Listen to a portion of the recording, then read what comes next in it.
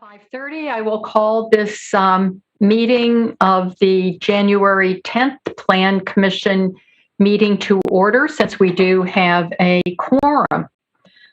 First on our agenda will be Jesse Poole, our technical facilitator, who will share a few items with us. All right, welcome to our virtual Plan Commission meeting. We're going to cover a few basic items before beginning. If you lose connection at any point during the meeting, you can reconnect by clicking the link or calling the number in your original email. To members and city staff members, if you are able, please activate your video and keep it on for the duration of the meeting. Staff, if you are able, please activate your video when you are speaking. The chair, clerk, and technical facilitator are responsible for muting and unmuting committee members. Use the raise hand feature when you'd like to be recognized to speak, ask questions, or request a roll call vote. During any roll call, all panelists will be unmuted briefly. Staff, click raise hand when you're asked a question. The chair will do their best to call on committee members in the order in which their hands are raised. Lowering your hand will take you out of the queue. Members of the public who have registered to speak, the name you entered in Zoom must match the name you entered in registration. You will remain muted until called upon. The clerk will tell you when your time is up. After speaking, a member of the body may ask you a question. If you need to share documentation with the commission, please send it to the email list in today's agenda. Chair, the floor is yours. Thank you. First on our agenda is communications, disclosures, and recusals. Members of the body should make any required disclosures or recusals under the city's ethics code. Do we have any disclosures or recusals? Seeing none, we will move on to public comment. I don't believe we have any public comment. Could you confirm that, Heather? Okay, no public comment. Then next are the minutes of the December 9th special meeting,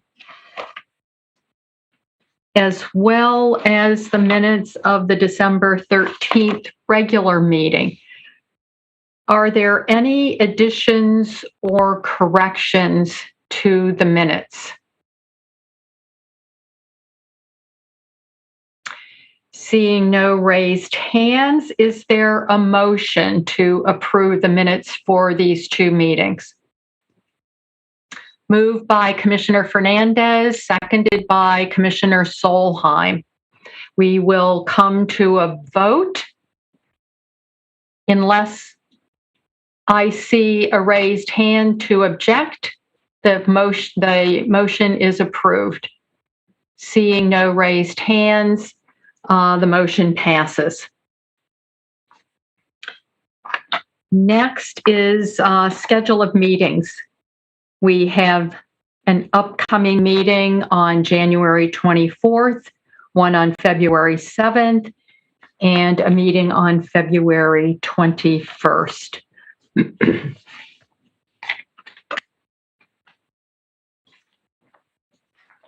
Next is our consent agenda.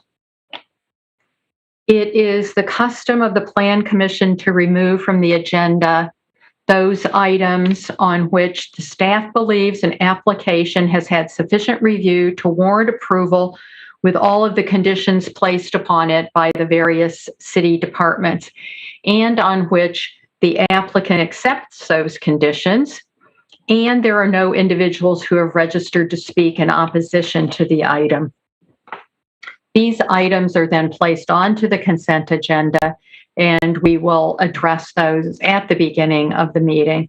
Then people interested in those items can disconnect unless a member of the commission requests separation, in which case the item is removed from the consent agenda and taken in the regular course of business. Of the items before us today, the following are proposed for the consent agenda. Agenda item 2, 3, 4, and then for referral,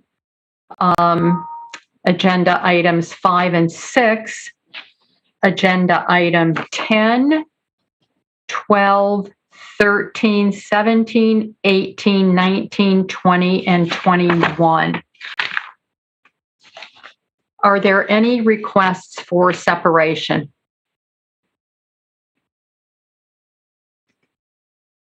Heather. Sorry, not a member, not requesting separation, but I did want to note, we did note that a couple of the registrants on item 18 are registered in support, wishing to speak, but aren't part of the applicant team. At this point, we do not see them in the list of attendees. So I'm not sure if you'd like to remove that from consent and just perhaps take it up early and make sure, or how best to move forward on that one. Okay, why don't we take it off consent, and then if there are no objections from plan commissioners, we will take that up early. Thank you. Okay, seeing no objections, we'll take that up early. So that's off the consent agenda then. Okay, then the consent agenda items then are agenda item 2, Legistar 68962, authorizing the city's execution of a lease with Meyerly Enterprises LLC, allowing for the use of a portion of the city-owned transportation corridor parcel located at 251 Jackson Street, 6th Alder District. Agenda item 3, Legistar 68646, creating a section of the Madison General Ordinances to change the zoning of platted lots in the Acacia Ridge subdivision, including but not limited to properties located at 9304 through 9332 Tawny Acre Drive, 9th Alder District, which is the first Alder District as of January 1st. From TRC 3 district to TRP district.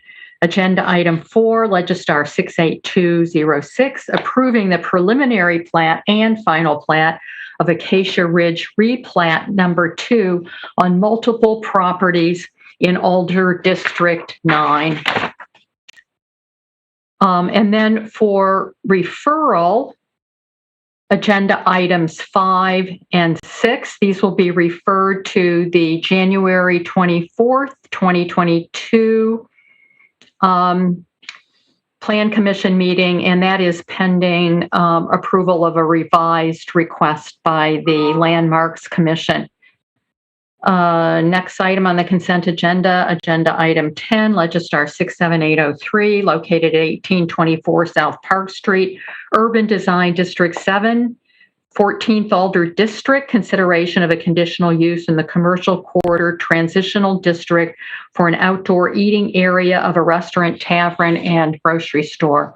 Agenda item 12, Legistar 66117, located at 3340 Gregory Street, 13th Alder District, consideration of a demolition permit to demolish a single-family residence. And then agenda item 13 should be placed on file without prejudice, since the conditional use is no longer required due to a recent amendment in the zoning code. Then also on the consent agenda, agenda item 17, Legistar 68439, located at 1713 Monroe Street, 13th Alder District, consideration of a demolition permit to demolish a 3-family dwelling. Agenda item 18, Legistar 68440, located at 1128 East Washington Avenue, 6th Alder District, consideration of a demolition permit to demolish a restaurant, tavern. Agenda item 9, Legistar 68441, located at 1124 through 1134 Regent Street, 8th Alder District, consideration of a demolition permit to demolish a portion of a street-facing wall of a commercial building. Agenda item 20, Legistar 68443, located at 3440 CTHN and 3475 North Star Road, Town of Cottage Grove, consideration of a certified survey map within the city's extraterritorial jurisdiction to reconfigure 3 parcels into 2 lots. And agenda item 21, Legistar 68442, located at 1124 through 1134 Regent Street, 8th Alder District, consideration of a conditional use in the traditional shopping street district for an outdoor eating area for a restaurant tavern, and consideration of a conditional use in the TSS district for a walk-up service window located within 10 feet of a public sidewalk, all to allow conversion of a portion of a commercial building to be converted into a restaurant tavern with outdoor eating area and walk-up service windows. I will open the public hearing on these. No registrants wishing to speak, so I will close the public hearing. Is there a motion to approve the consent agenda? Moved by Commissioner Solheim. Is there a second? Seconded by Commissioner Fernandez. We will come to a vote, and I will assume unanimous consent unless I see a raised hand to object. Seeing no raised hand to object, the motion passes unanimously. Let's then move on with no objection from Plan Commissioners to Agenda Item 18, Legistar 68440, located at 1128 East Washington Avenue, 6th Alder District, consideration of a demolition permit. Oh, is that the right one, Heather? Sorry, I think I might have read that into the consent agenda. So taking that up individually. Consideration of a demolition permit to demolish a restaurant tavern. Then looking at our registrants, Karen Banaszak, District 6, Curtis Court, in support, wishing to speak. Do we have, and that would be for 3 minutes, Karen. Jesse, do we have a registrant? Just double checking. There's no person in attendance by that name. Then next is Jeff Reinke, District 6, Curtis Court, support and wishing to speak. Is there a registrant? Nope, no person by that name. Okay. And then last is Melissa Huggins, District 6, Johnson Street, support, not wishing to speak, but available to answer questions, representing WISO. Are there any questions by commissioners of Melissa Huggins?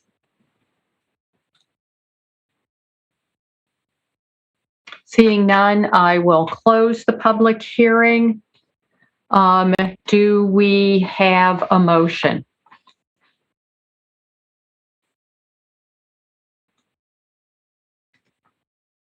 Commissioner Solheim.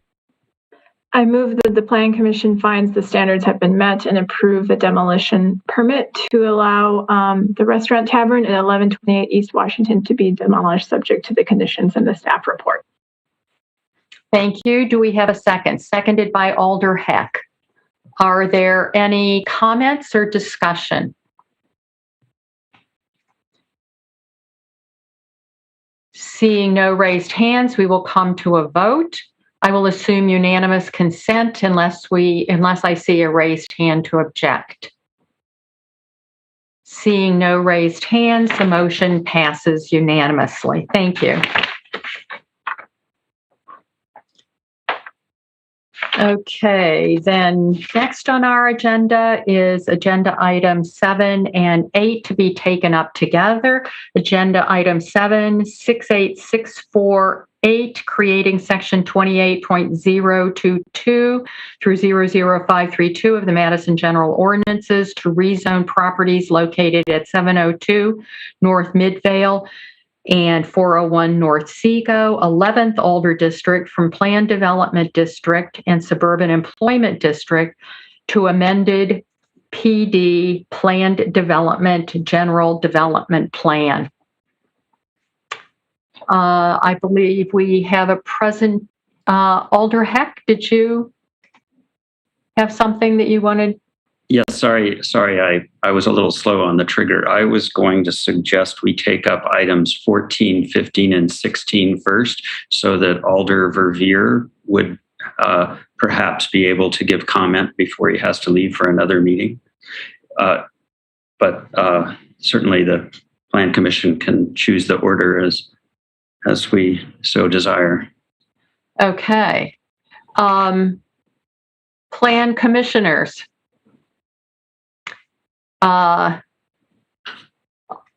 Alder Martin. Hi, I'm in the same situation, so that I'm supposed to be in the Landmarks Commission meeting right now and came back because the items 7 and 8 are in my district. So I would request that we could do this really fast, or at least let me talk. Okay, why don't we proceed since we have read those in? We'll proceed, and since you're in the same situation, and we'll see where we are at 6:45, and maybe Alder Verveer could speak then if we are still enmeshed in this. Okay, Tim Parks. Thank you, Chair, members of the Plan Commission, Tim Parks, Planning Division. Brief staff overview of items 7 and 8 relating to the next phase of development at Hilldale Shopping Center. Briefly, WS Development, the applicant is seeking approval to rezone approximately 3.35 acres of land, generally addressed as 401 North Seagull Road, from suburban employment to the Planned Development District, and also seeking to expand and amend the planned development zoning for Hilldale, which is generally addressed as 702 North Midvale, to expand the center south to Vernon Boulevard between Seagull Road and Price Place to accommodate additional retail, office, hotel, and residential uses south of the traditional or historic southern edge of the center, roughly bounded by Heather Crest.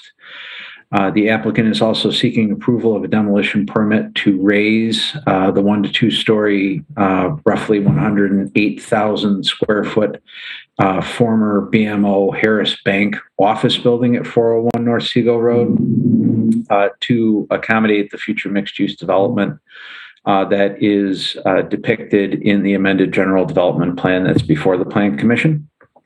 The Planning Division believes that the Plan Commission may find that the proposed rezoning and amended general development plan proposed is consistent with adopted plans. One note is that the applicant is proposing up to 230 dwelling units north of Vernon Boulevard in an area where the University Hill Farms neighborhood plan did not necessarily contemplate them.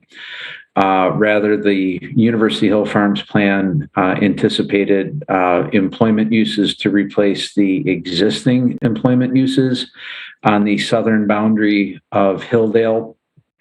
And so the proposal, which includes employment uses as a potential use of Building 3, that would be consistent, but the introduction of roughly 130 units in Building 500 along the north side of Vernon Boulevard, as well as other units that could be accommodated in Building 300, is not entirely consistent with the plan. However, staff feels on balance that the proposal is consistent with the regional mixed use recommendations for the site, and also feel that the neighborhood plan perhaps did not anticipate when it was done that Hilldale might grow south, and instead was anticipating what development might be complementary to the shopping center, and also trying to accommodate the employment uses that were historically located or are historically located south of Hilldale,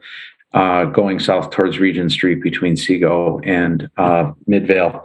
So staff feels that the project and its general proposal for retail, office, residential, and hospitality uses in Phase 3 are consistent with the regional mixed use recommendations for Hilldale in the 2018 comprehensive plan. and also feel that it will add to the regional activity center that is recommended or acknowledged for Hilldale. Another item to note for the Plan Commission's consideration is the demolition of 401 North Seagull Road. As noted in the staff report, the building is a contributing structure in the University Hill Farms National Register Historic District. Due to its mid-century architectural significance and inclusion in a planned post-World War II suburban development. This would be yet another demolition being proposed in that National Register District that the Plan Commission should give it careful consideration to as it determines whether or not to approve the demolition as well as its deliberation on the amended general development plan. I'd be happy to answer questions following the public hearing. Thank you. Thank you, Tim. I will open the public hearing. The first registrant is Christopher Boyce, Boylston Street, Chestnut Hill, Massachusetts, in support, wishing to speak, representing WS Development. Christopher, you have 3 minutes. Thank you. I think we have a slideshow coming up as well in a second here. Good evening. As mentioned, my name is Chris Boyce, representing WS Development. You can go to the next slide while I speak. We're the owner and manager of Hilldale Shopping Center. So really want to thank everybody for coming tonight to look at our development proposal and excited to discuss this next phase of growth.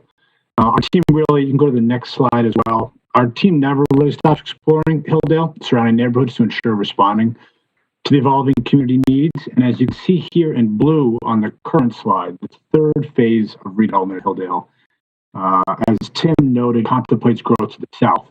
It'll extend our pedestrian-oriented environment further along Price Place to Vernon Boulevard on the south edge and Seagull Road on the west. As you'll see later in the presentation, these walkable streets are enhanced by the repositioning of the current AMC Theater, which will make way for even more active storefronts.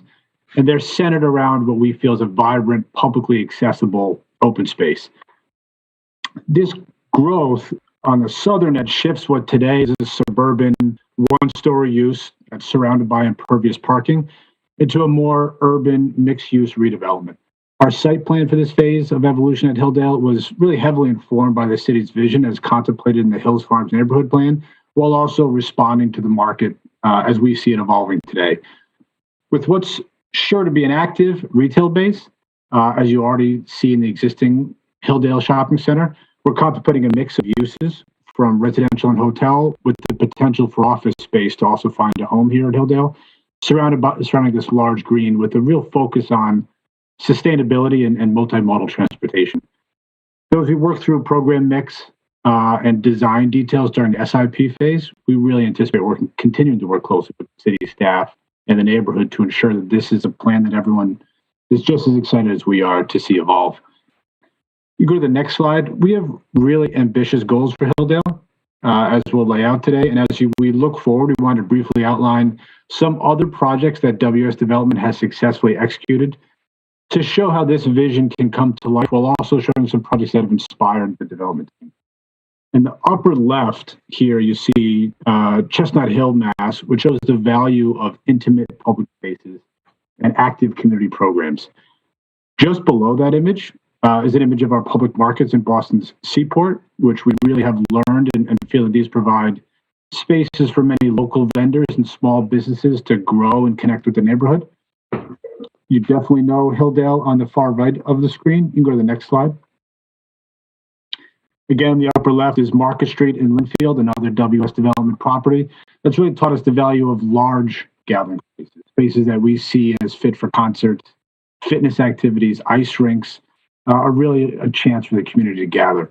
Just below this image, we see the benefits of a shared street environment in Hyde Park Village, Tampa, Florida. Thank you. That concludes your available time. Our next registrant is Brian Munson, East Lakeside Street, Madison, in support, wishing to speak, representing WS Development. Brian, you have 3 minutes. Yes, thank you. Good evening, everyone. Happy to be back to talk about the general development plan and the demolition plan. If you could jump to slide number 9, please.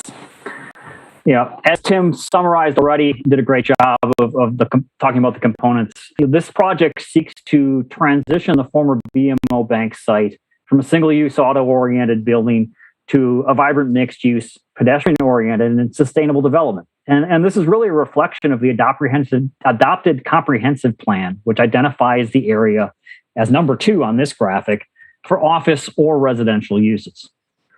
Next slide, please. The recommendation of redeveloping the site is further reinforced by the adopted University Hill Farms neighborhood plan, which saw this as a transition into the Hilldale shopping center with up to 6 stories proposed for the site. Next slide, please. Both of these plans made direct recommendations towards the treatment of the existing buildings. And they were deliberate in identifying things like the Anchor Bank, Old National Bank building on the corner of Midvale and Vernon for preservation. As illustrated on this graphic, those buildings that were to remain are shown in light pink, with the sites illustrated for redevelopment shown in darker pink. And in this case, clearly illustrating that this site and this building had an opportunity to become something much more dynamic and vibrant in the context of the overall neighborhood. Next slide, please. And this is really a direct reflection of the fact that the existing buildings have reached their functional lifespan. These are the unique combination of low-density, one-story, auto-centric suburban planning, which really doesn't address the adjoining neighborhoods. You can see here the views along Vernon Boulevard and Seagull, and how these buildings really do present the backs out to the street and the neighborhood, and rather turn their faces towards the interior parking lot and really create a very land-intense layout with little to no stormwater management or green space. Next slide, please. The demolition request also notes that this building began life as 2 separate structures. In fact, the first photo on page 1 of this presentation tonight showed the fact that this was 2 buildings. It's undergone numerous remodels and used for a wide range of large format uses, including a bowling alley, and has undergone several significant expansions over the years. The resulting combination of the configuration and the existing condition of the buildings really precludes them from reuse. So having looked at the plans and looked at the existing conditions on the site, WS really identified this as an opportunity for really advancing the goals of the comprehensive plan and the neighborhood plan to create a vibrant new mixed-use district. And that's what this does tonight. And so I'll turn it over to Cliff Goodhart to walk through the general development plan graphics that really describe the opportunity here. And the whole team is here, obviously available to answer questions. Thank you. Thank you, Brian. The next registrant is Cliff Goodhart, West Johnson Street, Madison, in support wishing to speak, representing 401 North Seagull, LLC, and Hilldale Shopping Center, LLC. Cliff, you have 3 minutes. Okay, thank you. If you could advance to the site plan, please. Thank you.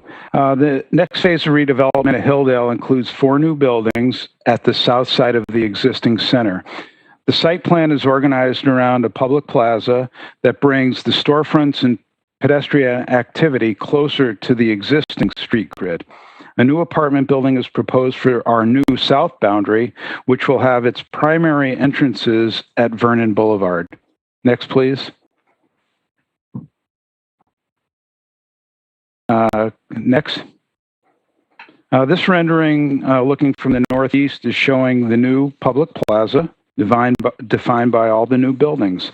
It also shows the immediate context, including Apple Park on the lower right of the rendering, which was completed during the last phase. Next, please.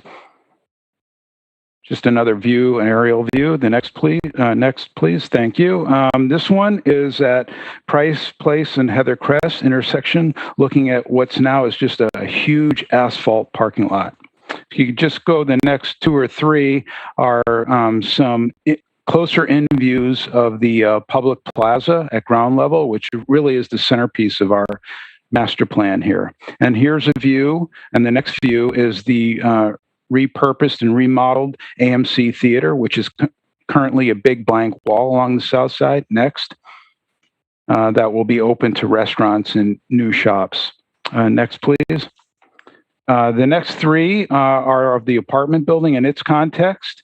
This is showing it from the corner of Vernon and Price Place. Next, the apartment building looking up the hill of Seagull Road at the corner of Seagull and Vernon. Next, please. We can skip this one and skip the next one. Finally, I'd like to just really quickly talk about the two on-street parking alternatives for the Heather Crest extension. The first one is the scenario where Metro Transit keeps its bus route through Hilldale, in which case we would have parallel parking on the street and bump outs for the bus stop. However, should Metro remove the bus route as part of the BRT system realignment, we would propose head-in parking on the north side only. This is very analogous to the parking along Price Place now.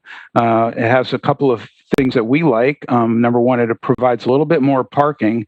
Number two, it removes parking from the edge of the open public plaza, so it's not concealed by cars along one edge. And then finally, it really slows traffic down. And then the last one is the next slide here, showing the cross section of both. There you go. The cross-section of both alternatives does not diminish the width of the public realm, the sidewalk width, the curb-to-curb dimension is the same. I'm all finished. Okay, good. Thank you. That does conclude your available time. Our next registrant is Michael Watton, District 11, Eau Claire Avenue, in support wishing to speak, representing the Hill Farms Association Planning Committee. Michael, you have 3 minutes. Okay, thank you, Chair. We have several points we'd like to make tonight. We're supporting the project, but we would like 4 things to be included in the conditions of approval. One is a topic I've talked to Brian Munson about. Maybe you could ask him questions. This format's a little cumbersome, so I can't do it. But as you know, we have concerns about loss of small business, professional space, and so on in this area, which is part of the original University Hill Farms plan. And in talking to Brian, I believe there's a possibility for the future to include some of this kind of space in buildings 200 or 300. And hopefully that can be a condition of approval so that can be considered when future SIPs come in for those buildings. And that's discussed in one of my first paragraphs in my memo, which hopefully you all received.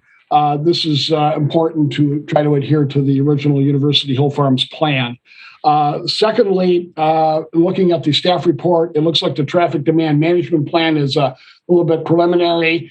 We would like to make sure there's a condition in the documentation that allows for the traffic issues and parking issues to be reviewed again when the individual SIPs come in. There are going to obviously be a number of SIPs in this, and we'll want to take a look at the parking and consult with the city and the traffic and consult with the city on the traffic and parking issues.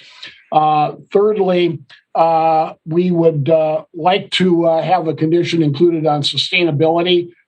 This body knows I've appeared before you before on the Madison Yards project, and we included sustainability language in the original GDP there, and that allowed for consideration of sustainability issues on the SIPs as they came in up there, and I think it was a good product. I know the city, there's some legal limitations on how far the city can go in that area, but I would ask you to include that in your conditions of approval here. And then lastly, and this was included on some other approvals, including the FLAD project at Seagull and Region, we would request that there be a condition requiring that all construction parking not be located adjacent to any residences in the neighborhood. And I know John Fladd abided by that and was willing to go along with that. I would hope that Hilldale would do the same. They've got huge parking areas and can easily park their construction and demolition employees in spaces on their property and not have them go off into our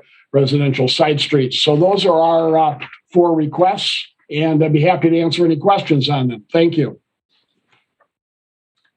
Thank you, Michael.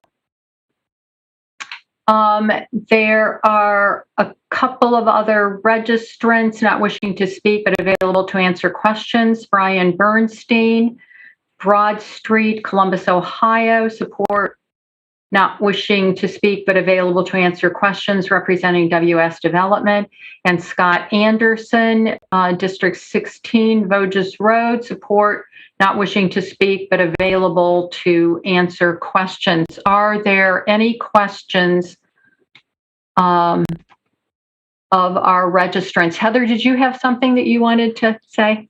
Yes, there was one other later registrant on item 8, the demolition, and it's Bob Kleba, District 6, East Orem Street.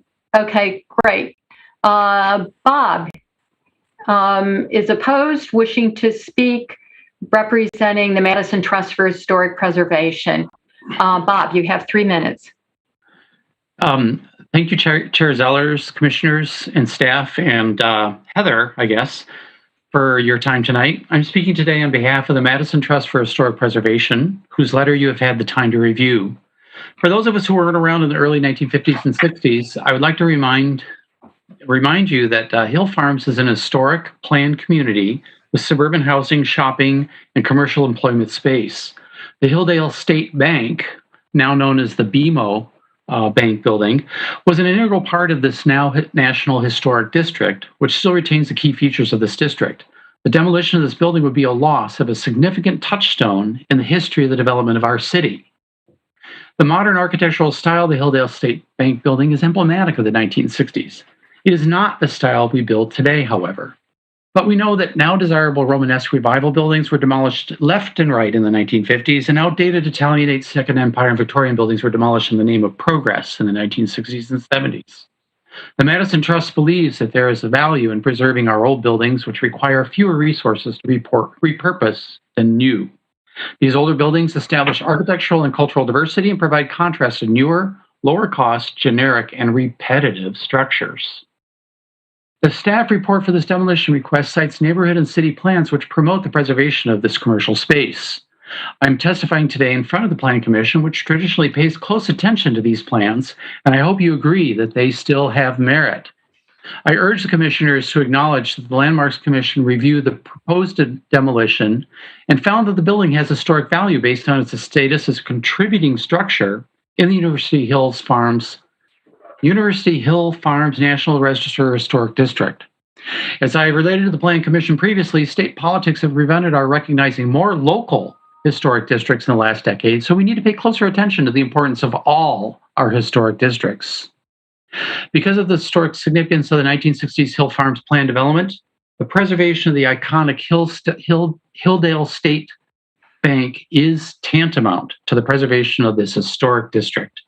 The Hilldale State Bank building can be repurposed and must not be demolished. Thank you for your time. Thank you, Bob.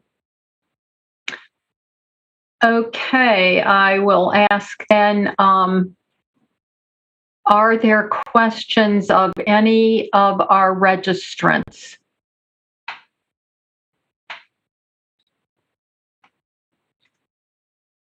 Alder Heck. Thank you, Chair Zellers. I have a question for I guess I'll call them the applicant team, and they can determine who might want to answer. I'm interested in some aspects of the GDP that relate to building height for the 4 building massings that you're proposing, and I'll go through the several of them that I have. First of all, building 400, which is adjacent to the current movie theater, in the GDP, it's mentioned. I think the height range starts at 1 story, and given the location and some of the goals, I think that we share of trying to efficiently use this space. I'm wondering if you would agree to perhaps change that minimum to 2 stories or a tall 1 story somehow, so that we get a little more height. I realize it's a small parcel, but it might provide a little more density, I suppose. Maybe since if it's okay, if Brian can go ahead and answer that, I can then just proceed through the few other questions I have. Okay, it looks like Brian has his hand raised. So Brian, can you take that? I'd be happy to. The goal of that is to try to see if there's opportunities to get some second floor uses on there. And as illustrated on, I believe, page 18 of the presentation, you can kind of see how that worked with some portion of it being 2 stories, some portion of it being 1. But we would be comfortable with a tall 1 story as well. It's just a tight site given the trying to keep the circulation around the west side of the shopping center as well as the extension of Heather Crest at the same time as we're dealing with some grade transitions in there. So, but we'd be comfortable with a tall 1. But again, our goal would be try to see if there's an opportunity for a 2-story on that building. Thanks. Even that, I think, would be somewhat of an improvement. And then with regard to building 300, the lowest range listed in the plan is 1 story, and I wondered if you'd be happy to raise that to 2 there. I realize it could be a multi-level building, but it seems like it should be at least a 2-level building there, I think. I think the challenge that we're looking at is one of timing. WS continues to evaluate the market, and that's why on that building, which really is a compound building, it's the 200 and 300 building is in essence becomes one larger overall building, is identified for first floor retail across the entire project, of course. Then the upper stories really would be dependent upon market conditions as they get further into it. So there'll be some sections that will be 1 story to allow some transitions off of the plaza for a scale sense. But where we're able to integrate some upper floor uses, that's something that we're interested in doing and evaluating as we get closer to the SIP. The challenge becomes what those uses are. And that's why you see things in the GDP for this site of having upper story office, upper story hotel, or upper story residential uses being allowed. But I think one of the things that we're also trying to balance is just the character and the feel of the space and the shadow impacts on the plaza space that's immediately to the east. So it's a complex puzzle to put together. But I think in this case, it's really going to be determined upon what the market acceptance of that second floor use becomes in that building. Yeah, I wouldn't think a second floor would impinge that much on shadow wise, but I wonder if we could craft something that reflects some of what you've described to say multi-level or something to recognize that the entire footprint won't be 2 stories necessarily. It could say 1 story or multi-level for the lower end or something. I'll think about that. Thanks. And then just one more concern not related to height. I look at Price Place and essentially across the street from what currently is the Great Dane, and I worry about activation along Price Place, in the new area across from between building 200 and the Great Dane, and it not being a particularly activated area. It seems like the building 200 will all face the new plaza, the active part of it. And I'm afraid it will kind of become a dead space like the very south end of the current Hilldale Mall is, with no windows, just a brick wall. And there isn't a natural extension of retail space beyond that to the south. So I'm wondering if you have any thoughts about how to guarantee that doesn't just become a dead zone. Well, we share your concerns on Price Place because we really want to see this become an extension all the way down to Vernon Boulevard with active uses on both sides of the street.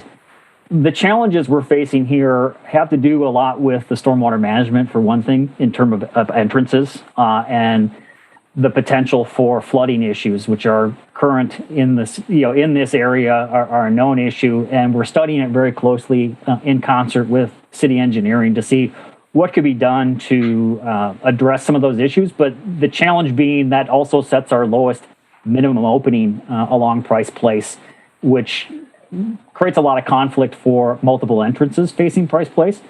But we do want to see this be active and open, and having windows and articulation and an enjoyable sidewalk experience along here is something that we absolutely agree with.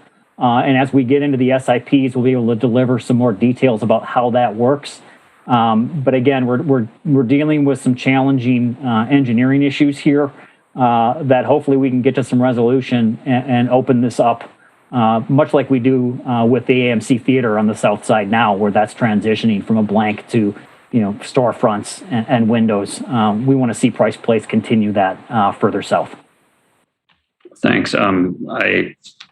I think that if there's no mention of that in the GDP, that in the SIP, that's something I think we should keep an eye on. Thanks. Just one more question, kind of a general question related to Mr. Lawton's input.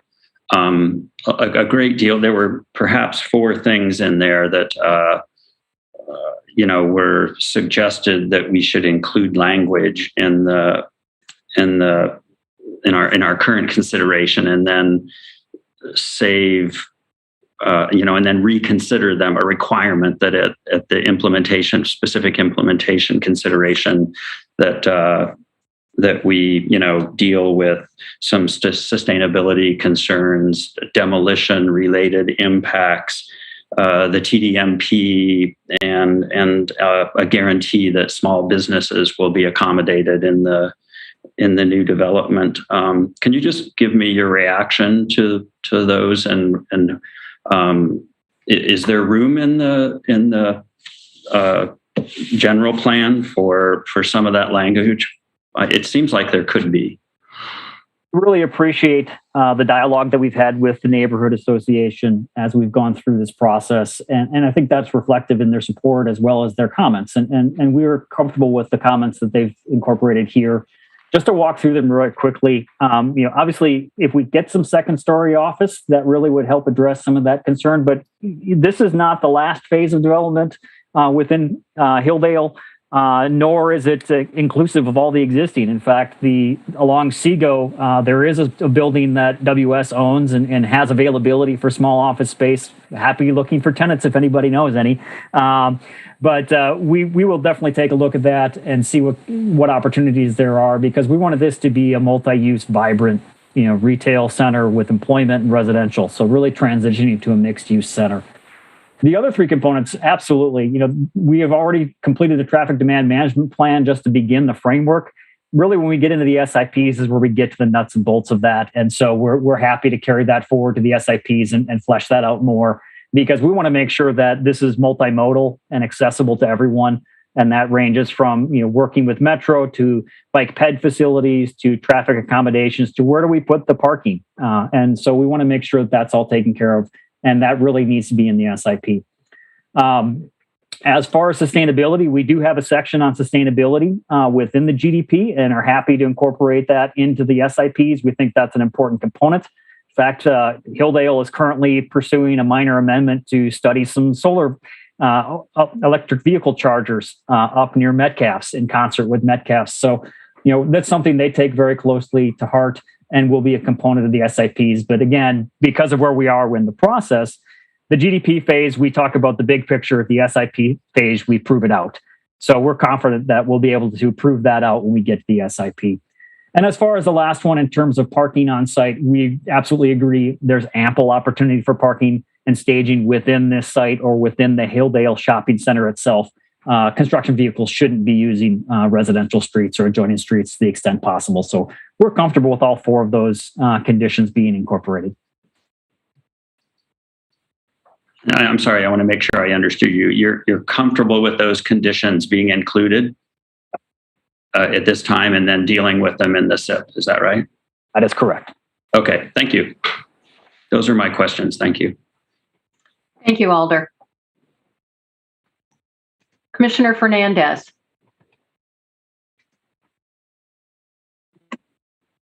Thank you. Can you hear me? Yes. Okay, I have had some problems with my sound here, but I think I've got them. Well, first of all, I'd like to really just say that I appreciate Commissioner Heck's comments, and would like to see those some kind of language actually incorporated into the approval here to be fleshed out with the SIPs. But I had a question specifically for the development staff, perhaps Cliff Goodhart or perhaps others. Several times referred to this as the public plaza. In what sense will it be public? How is there anything? Let's say the neighborhood wants to use it for something. What is the mechanism for that? What makes it public in your sense? Brian, can you take that? Or if one of the others wants to take it, raise your... Okay, Brian, are you the appropriate one? Well, if we could have, actually, Chris Boyce would be able to answer that, but I'll chime in that it is going to be publicly accessible but privately owned, similar to the other open spaces within the shopping center. So Apple Park is a good example of a space that has been utilized for community use, is available for, obviously patrons of the shopping center. But we see this as offering some things that would be appealing to folks who just want to come here and enjoy the environment or to recreate here. So, that's kind of the overall goal right now. But as I said, it would be privately owned and maintained, but publicly accessible. Christopher, did you have anything to add to what Brian said?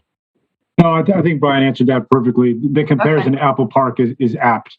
That when we have concerts and ice rinks and others, all members of the public are invited to join. And if the community wants to use the plaza, we have a great on-site staff that they can communicate their needs with. But publicly accessible, but privately maintained and owned is perfectly said by Brian. Did you have any further questions, Commissioner Fernandez? I did. I wanted to ask Bob Kleba I'm interested if the historic preservation interests have looked at any kind of mitigation measures that might. I'm uncomfortable with this binary decision between either demolish it, keep it, or demolish it. Are there other mitigation measures, perhaps some extensive photo documentation, something that would be of use to future historians that you would recommend as having some value in this situation? And I guess even before that, I'd like to ask the development team, has there been any serious consideration to repurposing this building, which clearly the historic preservation people feel is a possibility? Has there been any serious look at that? So let me first ask that of the development team and then ask of Mr. Kleba if there is any reasonable mitigation beyond actually preserving the building in place. Brian, do you want to take that, or let's unmute Brian and then we'll see.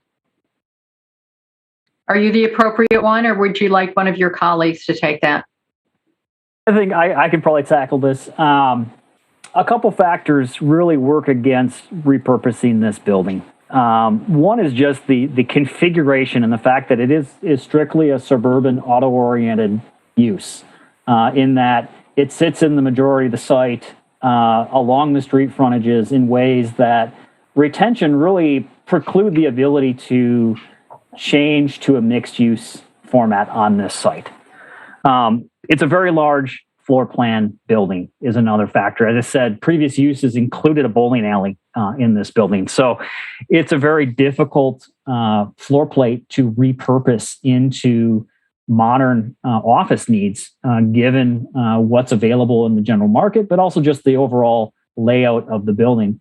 The final piece of this is this has been added to, it originally was 2 buildings. It's now 1. It's been added to, modified, so had several different iterations of additions over the years. And the net result really is a building that's very difficult to lease and preserve as is.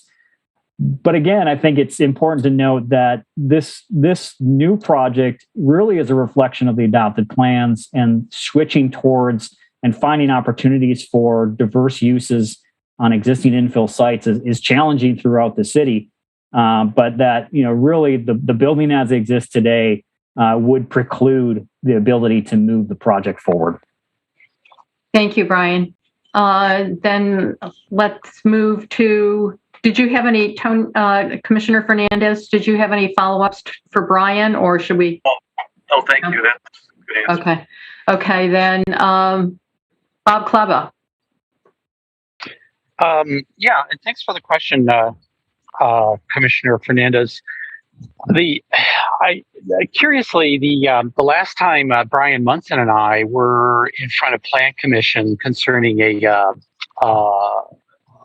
demolition permit request, we were both looking at the demolition of the buildings on at State and Gorham and Johnson Street. And what is different between that site and the site we're looking at now is that the plans for that site promoted a 10-story building and high density. And the writing was on, it has been on the wall in the development plan and the building, downtown building height map for what is going to happen on that site for a long time. So I testified for that development for the preservation of the facades of the buildings on Johnson Street and Gorham Street, because I knew that that was really all that we could do. In this development, we're looking at a very different situation where we have a contributing building to a National Historic District. And we have, and the reason it's an historic district is because it's a planned community. And we recognize it as a planned community, and that preservation of these buildings shows us what was intended for community back in the 1950s and 1960s. So mitigation is not nearly as significant in a situation where the plans already promote the demolition of this building. They don't. They actually promote the preservation of this building. And that's why the trust and I feel that it's important that we preserve the building. Did you have any follow-ups, Commissioner Fernandez? No, I think it's an adequate answer. I have my own feelings about that, but thank you. That's good. Okay, thank you.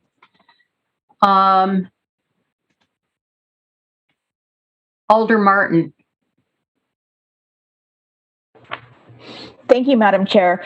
I just wanted to, ask Brian or his colleagues if there's anything else regarding their research about the location and historic preservation that they haven't had a chance to discuss. I mean, we've heard about, the bowling alley and it's not. It's beyond its useful life, but I was wondering if there was anything else that they have not had an opportunity to mention regarding anything historic preservation wise. Brian Munson.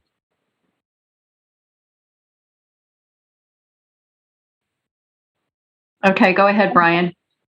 Thank you. I think the only other thing I would note is that even within the nomination papers, not all buildings in this district from the retail sense were the same. And that's important to think about too, because while it is a planned development, the vast majority of the buildings within the original planned development remain and will remain, because that really was focused on the single family housing that's present. But when we just look at the office uses within this area, even within the plan itself, there were 4 buildings identified as good examples of retail uses. Of course, the most prominent one being the Anchor Bank building. But I would note again that none of those 4 were this building. And in fact, this wasn't one building. This was 2 buildings when it was originally built, and has undergone significant changes. So I think that's probably the biggest piece, is that, the character of this overall district is this is the small portion of office uses in support of the larger single family neighborhood, and a vast majority of that fabric will remain. Thank you, Brian. Did you have any follow-ups, Alder? Nope, that's what I wanted to discuss. Thank you so much. Okay, thank you. Commissioner Shepard. Just a quick question for the development team. Can you talk a little bit about how this development would improve the sewer system in the area? In the staff report, I think it was at the end, number 8, it talks about, and you mentioned, someone mentioned this earlier, the challenges in terms of, again, engineering at the site. How would this improve, once again, sewer and water service on the site? In particular, I'm interested in the wintertime. All of the pictures in the proposal, everything was in the summer, everything was bright and pretty. You know, what happens in the wintertime when you have tons of snow? Where do you put that snow? And again, how will improving, once again, the sewer system and drainage in the area, how will that help? Thank you. I can give a brief overview, and of course, we've got Scott Anderson from Snyder Associates is available to answer questions as well if there's technical questions. But in essence, we're looking at a site right now that has no stormwater management and is a large surface parking lot. So right off the bat, redevelopment of this site is going to offer improvements just by meeting the bare minimum standards. But we're interested in actually seeing if there's opportunities to go beyond that. We've had conversations with city engineering, and we're working closely with them to study the flood model for this watershed to see if there are opportunities to do other things in partnership with the city that could create a net benefit for the neighborhood. We know we're going to be looking at, potentially reconstructing some of the sewer on site.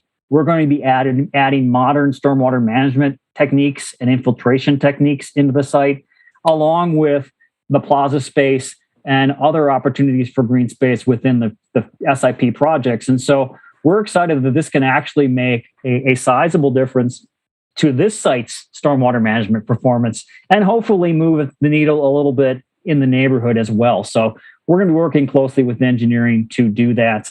Of course, like most applicants, we've included summer photos with green trees and lush vegetation. But the reality is, if you look out today, it doesn't look like that. And so we will be looking very closely at of course, how to work with the snow placement and management on site during the winter, but then also how to activate the site and make it continue to be vibrant in the winter. You can see some of those techniques in existing Hilldale today with the outdoor seating areas with heaters. We're exploring options such as the potential for ice skating within the plaza, but we really want this to be a 4-season environment. And so we're going to look at all those techniques to make sure that that's done through the design of the SIPs. Thank you. Did you have any follow-up, Commissioner Shepard? No, thank you very much. Okay, thank you. Commissioner Solheim. I just have one quick clarifying question for Brian. I see surface parking between the residential building and then buildings 200 and 300. I assume the residential building will have underground parking for the residents. Is that correct? Brian? Oh, Brian's raising his hand now. Yeah. Could you mute Brian, please? Okay, go ahead. Great, thank you.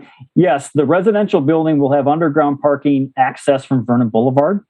The surface parking lot between the residential building and the 200, 300 building will be for the retail mixed-use tenants. So any residents in that building would utilize that surface parking, or would the general shoppers and utilization of the overall shopping center. But we want to try to keep the residential to have its own entrance and function off of Vernon Boulevard. Mm-hmm.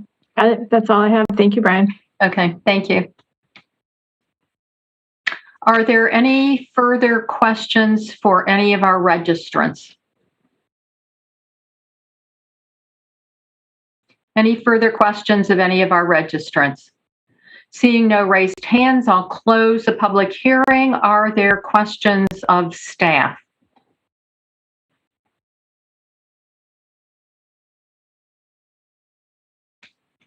Commissioner Fernandez. Thank you. So my question of staff with regard to Michael Lawton's comments, and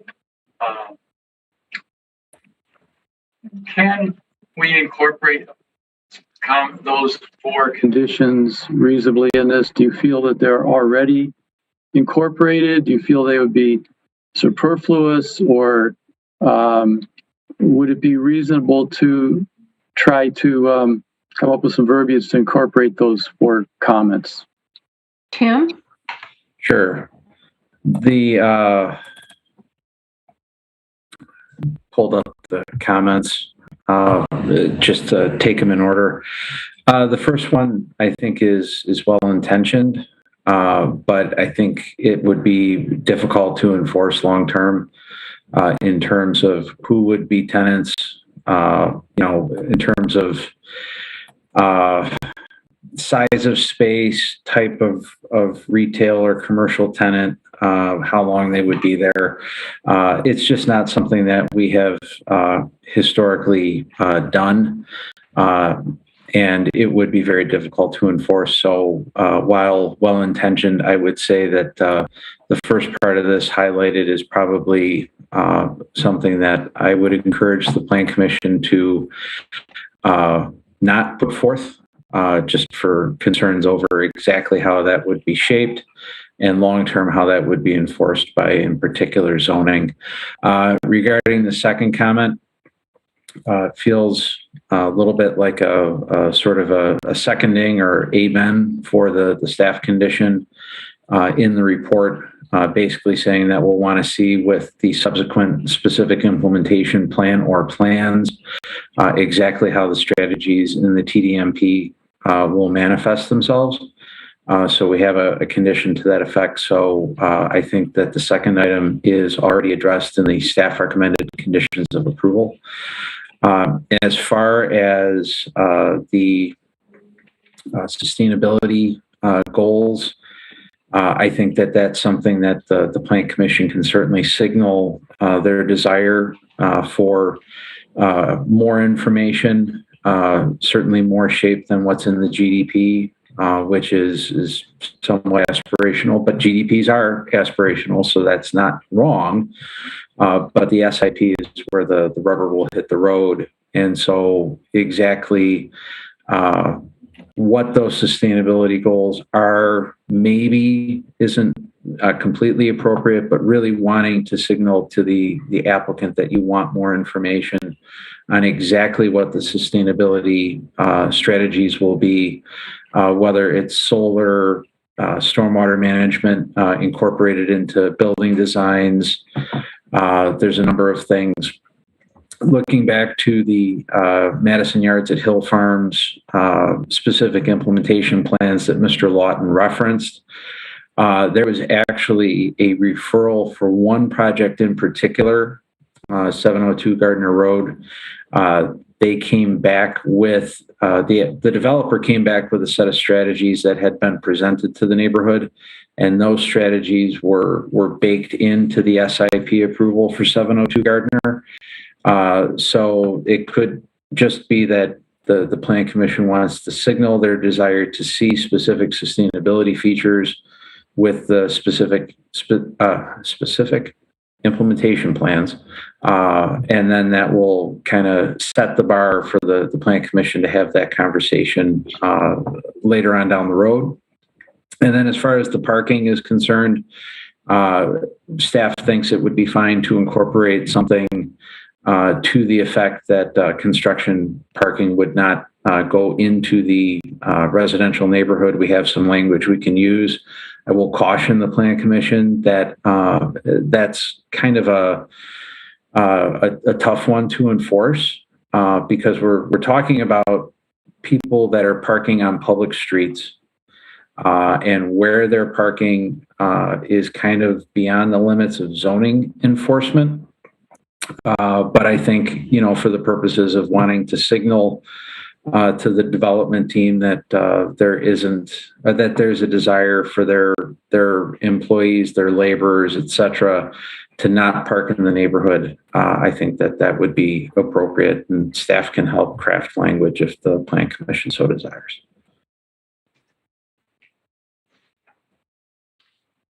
Did that address your questions, Commissioner? Pretty close. On the last one, let me just get a little clarification. I understood Mr. Lawton's comment, the last one, to be involving construction equipment, not employee parking, but maybe I'm misunderstanding. But let me ask this. Could a condition be put in there regarding construction equipment or vehicles owned by the development team, their contractor? I understand we really can't legislate that employees cannot park on a public street, but can we put in there something that the actual construction team cannot use the public street with equipment?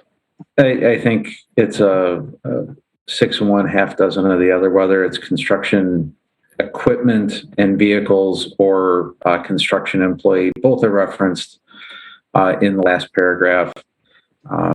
I think that we can certainly discourage any such parking in what would effectively be south of Regent Street, because that's the primary residential area. But it's going to be very difficult to enforce because it's a zoning related condition that really I don't even know. I couldn't even really speak to what zoning would do to enforce, say, just a construction vehicle parked south of Regent Street that, someone could directly point to being associated with the WS construction projects north of Regent Street. If it's parked on a public street and it's parked legally, I think we're getting into a very uncertain zoning enforcement case. We've done it before. I am not aware of how it's been enforced since those conditions were put in place. And we don't have staff from zoning on the call to specifically address that matter. So I think it's okay to send a signal that you really don't want parking related to Hilldale Phase 3 construction projects to be occurring in residential neighborhoods. But I just really want to, impart to the Plan Commission that I think that there could be some challenges with enforcement. Thank you, Tim. Did you have anything else, Commissioner Fernandez? No, thank you. That was perfect. Thank you. Okay, thank you. Commissioner Solheim. A question for Tim. Is it fair to say for site plan review submittals that a developer would typically submit a construction staging plan as part of their plan submittal set that may include some detail that is being requested with this condition? I can't remember if it's on the list, but I feel like that's usually included. That frequently comes about as a condition of approval, and it's a traffic engineering division condition most frequently where they're concerned about the ability to construct a project, particularly along major routes. So like maybe a collector, but definitely arterial roadways. They would be concerned about construction traffic or equipment not impeding the through movement of automobiles, bicycles, pedestrians. And they may ask for a plan to be approved as part of the final plan approval. So post Plan Commission, and in this case, Common Council, but prior to the issuance of permits, that there would be a construction traffic plan, which could address parking, material deliveries, equipment staging, things of that nature. Okay. Thank you. Are there any other questions of staff? Commissioner Fernandez. Yes, sorry, but I did have one more regarding the private street. Assuming that Metro continues to have an easement over that private street, the developer remains responsible for the maintenance of it. I guess as an long-time transportation engineer, the design of that street really concerns me because there's no terrace. Where's the snow removal? It just seems very, very ill-defined. As a guy who's used to being the public taking care of that situation, I wouldn't design a street that way. What's our understanding? This is a private street. The developer will be responsible for the snow removal, and if Metro owns an easement, they will be responsible for making sure Metro gets through there, and they'll remove and place the snow wherever they want. Is that kind of the way this will work mechanistically? Tim? Sure, I can try. Generally speaking, while the city maintains a public transportation easement across Heather Crest, which has to be sort of reconfigured to accommodate the redesign that the GDP shows, and that'll be part of subsequent specific implementation plans. They have to abide by the terms of that easement, which I will admit I'm not 100% familiar with. But in general, I think that the management of all of the spaces building to building across Heather Crest will be handled by WS, similar to what they do elsewhere throughout the Hilldale complex. And frankly, what we see elsewhere around the city where we talk about terrace widths, we had a fairly robust discussion last summer about the project currently underway at First Street in East Washington, where there was a lot happening between the face of building and the back of curb, particularly on East Washington. One of the things that came up is there going to be room on the terrace for snow storage? And what ultimately came about was the developer basically saying it would be on them to remove the snow. So the city plows the snow to the curb. They're going to have their snow removal contractor come out and clean that up so that the full width of space between the back of the curb and, in that case, a retaining wall to address some grade change across that East Washington frontage, that area could be kept open. Probably going to be a very similar thing here, except in case of instead of a city plow pushing snow to the curb on Heather Crest, you're going to have a private concern that's probably going to have a couple different crews working. One will handle the road surfaces, the other one will handle the sidewalks. They'll have to, take the snow off of the terrace, remove it to wherever they're storing it on the site. We always have those lovely, 20-foot tall mounds of snow that manage to stay on site until darn near the 4th of July. That some of this snow from, the back of curb or however they're going to ultimately delineate the edge where vehicles will travel and the pedestrian realm, that snow is just going to be removed to those piles. Okay, thank you. Thank you, Commissioner. Are there further questions of staff? Seeing none, I would be looking for a motion.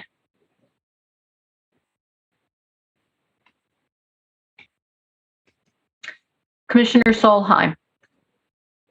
I move that the Plan Commission forward the zoning map amendment, rezoning 401 North Seagull from SE to PD, and amends the Hilldale Shopping Center GDP to the council with a recommendation of approval, along with a recommendation of approval for the demolition of the building at 401 Seagull, all subject to the conditions in the staff report, along with an additional condition that the future SIP submittals will include more detail on sustainability features.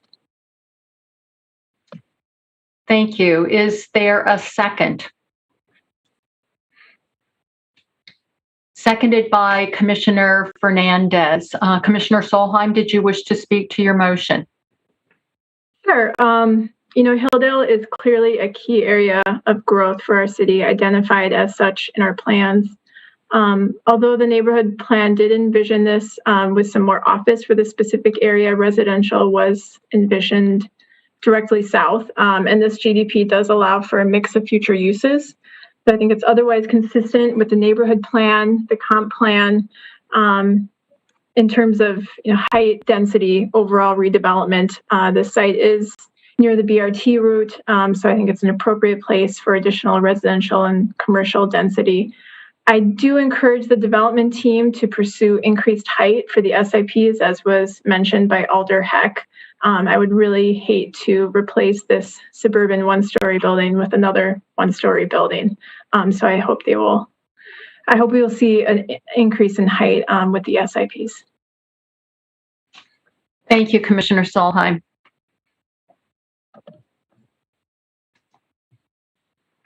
Alder Martin. Thank you so much. And Commissioner Solheim, thank you so much for this motion. I am very much in support of this, and the changes that have happened, I'm really happy with how communication between the development team at Hilldale and the neighborhood have gone, and I just want to throw my support behind this project. I think it will be a good thing. Again, this is a prime place for development, for more density, residential density, as well as office space. We've got the BRT potentially being very close. So to me, this is a really solid project in a place where we could use a lot more density. Thanks. Thank you, Alder.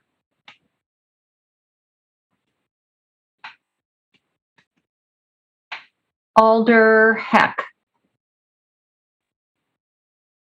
Thank you, Chair. I just want to point out that I think we've gotten ourselves into a pickle, I'll say, about historic preservation. I keep thinking of the building on Lake Street where Plan Commission almost unanimously, if not unanimously, denied a demolition permit for a building that was contributing in a national historic district, not a local historic district. So the situation was exactly analogous to this.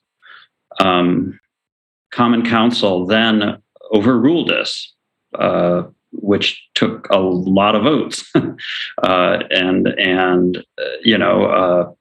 Is that a signal that we should abandon all contributing buildings in national register districts? I don't know. I hope not.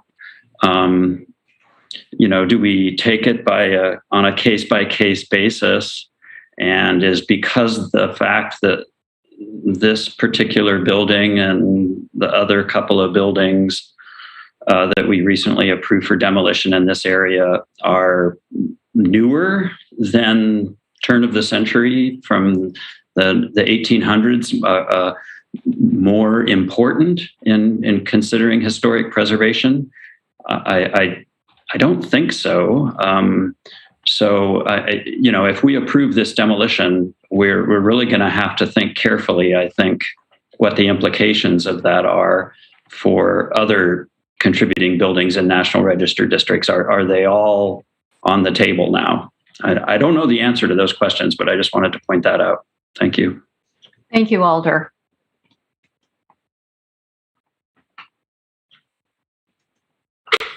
Commissioner Fernandez. So thanks. I'd like to thank Commissioner Solheim for the motion. I agree with it and I'm going to support it, but I also thank Alder Heck for those comments, because that's the main thing that's troubling me, is the demolition of this building. And the fact that there seems to be no middle ground. Many years of my own experience with highway work, if something were on the National Register, we would have to consider that a major adverse impact, and we would have to mitigate it in some way or another. And that process was, in most cases, an excellent process. In this particular case, I don't see this building as contributing heavily to the fabric of that neighborhood and that district. but I'm not a professional historian. Professional historian may very well see it differently. The mitigation that I'm familiar with really assists professional historians in reconstructing this.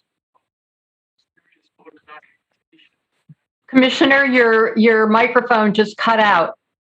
Probably, is it still out? No, now we can hear you now.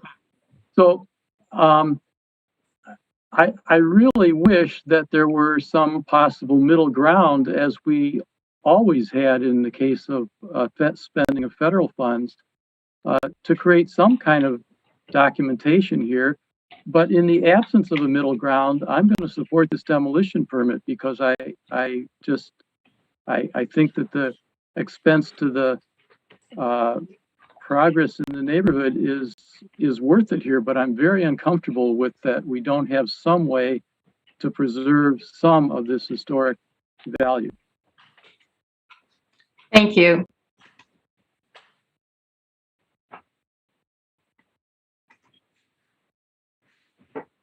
Alder Martin.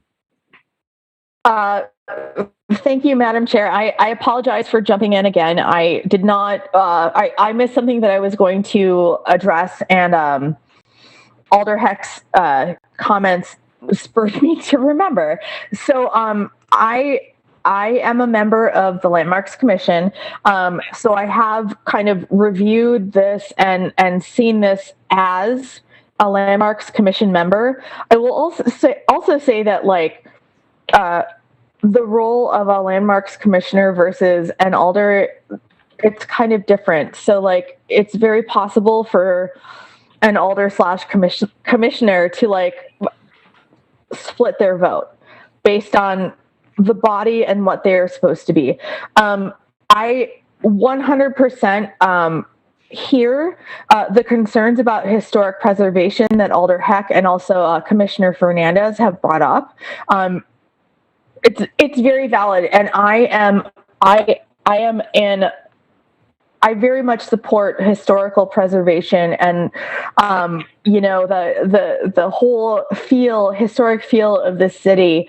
But when I met and spoke with Brian and the project team, after we voted as the Landmarks Commission, I was able to see things that were different. So again, the four contributing buildings to this historic district did not include the one that we are talking about right now. And I apologize if I'm misspeaking, but I'm going off my notes. And the very structure of this building from the exterior has changed substantially since this building was created, and at this point no longer represents the same building from the exterior that we are thinking about in terms of preservation. Also, I really think that the fact that it's clear that this building, again, which it was previously two buildings, like, put together, are at the end of their useful life. And I think that is also a really big contributing factor as to why I think that we should proceed on this project. Again, historical preservation is very important. I am absolutely not downplaying it. I'm a huge supporter of preserving character of this city, of neighborhoods, of movements, of how Madison came to be what we are today. However, I do also think, based on the things that I've seen, the plans and the changes that have happened to this building, I think that this is not necessarily any longer of like a contributing piece of architecture to this historic district. So again, as the Alder who represents this area where this project is going to be occurring, as well as someone who has looked at this from a landmarks perspective. You know, I absolutely understand the concerns, and I do think long term we have to take things case by case. You know, buildings change. What their uses are meant for changes as well. But we do have to think about our future as well. So I'm not in favor of like tearing down all historic buildings or anything that could be considered to contribute to the historic nature of a particular area. But I do think that this structure has changed enough and is no longer useful in terms of a business standpoint that we can that it's appropriate to start over and build another building that will be more appropriate and more like able to handle the density that our city needs going forward. So thank you so much for my second time talking. I will mute myself and just listen going forward. Thank you. Thank you. Commissioner Solheim. I will be quick. I just wanted to address this since I didn't articulate it in my original motion. Thank you, Alder Heck, for bringing this up. I was thinking of this when I first saw this, and I do think we have to continue to consider this on a case-by-case basis. I'm very mindful of not wanting to set a trend with National Register buildings. That Lake Street building still bothers me. I think the main thing that I looked at, along with kind of the building's condition and its retained character, is the timing of the National Register District and the neighborhood plan, and the fact that the neighborhood plan in several places did acknowledge redevelopment of this specific parcel while retaining, the old National Anchor Bank building. I would feel very differently about that building, certainly. So that was really what kind of drove me to feel more comfortable with this. But I agree, we really need to pay attention to it going forward and continue to watch that. Thank you. Thank you. Are there any other comments, discussion? Alder Lemmer. Thank you. I was thinking back to when Commissioner Fernandez mentioned middle ground and taking photos to catalog the building. That seems like something that would be very easy to do and would be very appropriate under condition 4 of the demolition standards of approvals. I wondered if it would be friendly to add that as a condition that the building must be photographed and cataloged. Thank you. We could take that up as an amendment. First, I would like to seek some clarification from Heather Stouter or Tim Parks. It's my understanding that when a National Register building is being demolished, it is photographed. I'm not sure whether that is only individually landmarked ones or whether that would include contributing buildings. Do either of you know? I don't know for sure. I would say that it would not hurt to have this condition added. Okay. Then I will take that, Alder Lemmer, as a motion to add that condition to photograph the building. Is there a second? Seconded by Commissioner Solheim. Is there discussion on that amendment? Seeing none, we will come to a vote. I will assume unanimous consent unless I see a raised hand to object. No raised hand, so that is now part of the original motion. Is there any further discussion on the motion as amended? Seeing no raised hands, we will come to a vote. I will assume unanimous consent unless I see a raised hand to object. Seeing no raised hands to object, the motion passes unanimously. Thank you. I would like to ask if we could move to agenda items 14, 15, and 16 before Alder Verveer has to leave. Are there any objections by any Plan Commissioner members? Seeing none, I would also ask then Plan Commission members if it is acceptable to ask Alder Verveer to speak to this.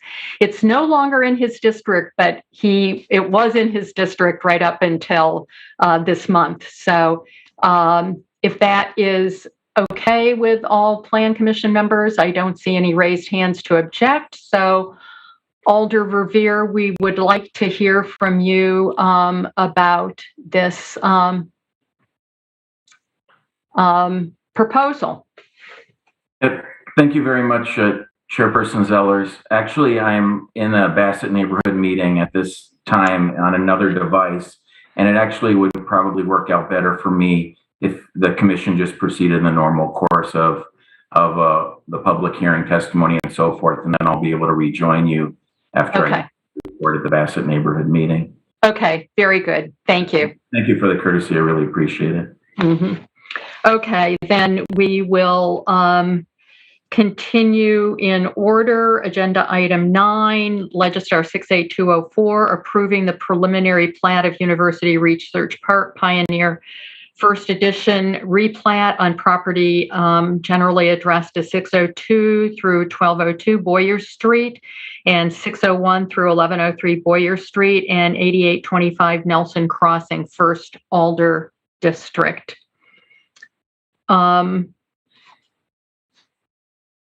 Tim Parks, do you have information on that? Sure. Just briefly regarding University Research Park First Edition replat.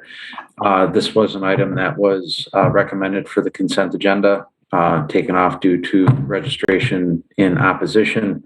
But this is basically a proposal to modify a recorded subdivision plat that was approved back in 2012, which created 14 lots and dedicated Boyer Street to the city as a primarily north-south local street paralleling Pleasant View Road, which turns to intersect Pleasant View Road. University Research Park is proposing to convert the 14 lots that were created for future employment uses into 9 lots, basically somewhat larger, 5 lots on the west side of Boyer, 4 lots between Boyer and Pleasant View Road, still zoned employment campus, still envisioned primarily for office and research development uses.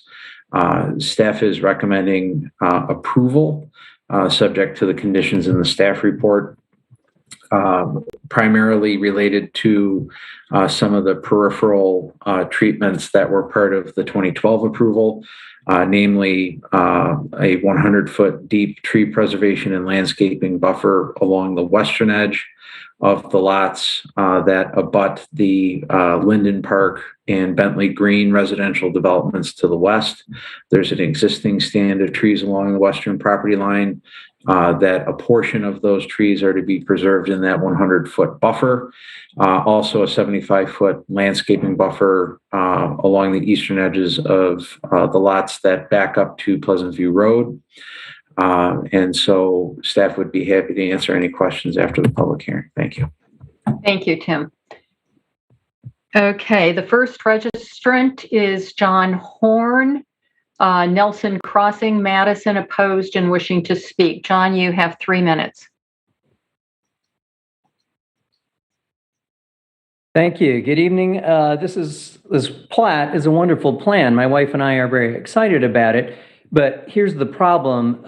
This plat, this revision, one of the chief concerns and rationale for it was stormwater management, and that's the problem. Specifically, runoff from the 27-acre parcel of the plat, I think it's identified as 8825 Nelson Crossing, needs to be addressed. We have substantial flooding of stormwater onto my property, lot 18, with 1 to 2 feet deep of water in 10 to 15 foot wide by 25 to 50 feet swath or more of water when it rains. This originates from an ill-placed culvert channeling stormwater from the 27-acre property into my yard. There's no easement for this, no license, no permission. In 2017, I sent correspondence, videos, plat maps, terrain maps, and so forth to Greg Fries at City Engineering regarding this problem coming from the 27-acre property on the plat map under review today. Mr. Fries was quite understanding and impressed by the magnitude of the problem. Significantly indicated, though, that the solution was pretty straightforward. Mr. Fries provided a storm sewer needs map to me with a culvert replacement that simply ran from the wooded parcel directly to the water runoff ditch behind the parcels adjacent to the golf course in place of transversing my property. Essentially, Mr. Fries proposed to straighten the path of the culvert and eliminate the flow and flooding over my yard, placing it behind the yard where it was intended. I do have a copy of Mr. Fries' storm needs map. I can share it if you wouldn't mind. I also have a 30 to 60 second video showing water shooting with great force through the culvert over my property and into this 10 to 15 by 50 foot swath of water. But I looked at the maps, the letters, and so on regarding this replat, and I see that this problem has not yet been addressed or ameliorated, and flags go out every couple of years, but nothing changes. I don't see any indication that this has been addressed. So I guess overall, the plan seems like a wonderful plan, but if one of the chief concerns and rationales for the replat was runoff, then that has not been achieved, at least not from the 27-acre stand of woods. If this is addressed someplace in the development, let me know where to find this information, or email or copy me, reach out to me. My request, though, is that if this is not addressed, I would ask that approval be delayed by one cycle until the next Plan Commission meeting, and I would ask for staff to contact me. I will provide Mr. Fries' map, terrain maps, and videos, etc. Thank you. Thank you. The next registrant is Bria Warner, Sundance Drive, Verona, neither support nor oppose, not wishing to speak, but available to answer questions, indicating not representing anybody. Aaron Alder, Rosa Road, Madison, support, not wishing to speak, but available to answer questions, representing University Research Park. David Woolmott, Mifflin Street, Madison, supporting, not wishing to speak, but available to answer questions, also indicating not representing anybody. Are there questions of any of our registrants? Commissioner Fernandez. Yeah, thank you, Chair Zellers. I mean, I want to ask the obvious question of the developer who is available for questions. I didn't catch the name, but a representative of University Research Park. What about the stormwater issue? That sounds pretty persuasive to me that there's a need here. How is it addressed in your opinion? Aaron Alder.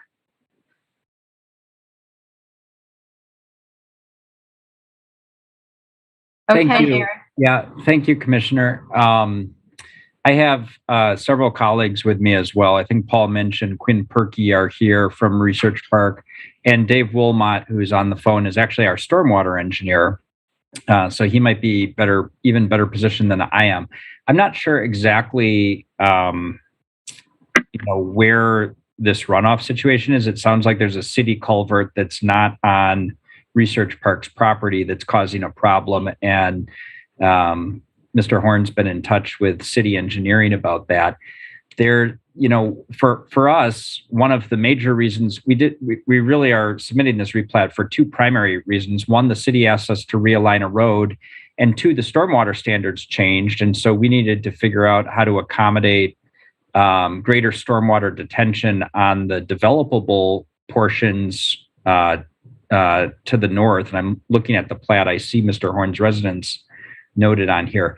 I think he might be referring to a wooded area that is a permanent conservation, there's a permanent woodland protection area for 25 acres directly to the west. And it sounds like that might be causing the problem, but I'm not familiar with the culvert that he's referencing. So David Wilmot, are you representing University Research Park? Yes, I am. Okay. Can you hear me? I assume you can. Yes. As Aaron mentioned, I'm assuming that the stand of woods is the area that sits basically to the west of Hawks Landing. Our property, University Research Park's property, drains about 80 acres that come down the waterway from north to south. And that's picking up drainage from quite a bit of adjacent property.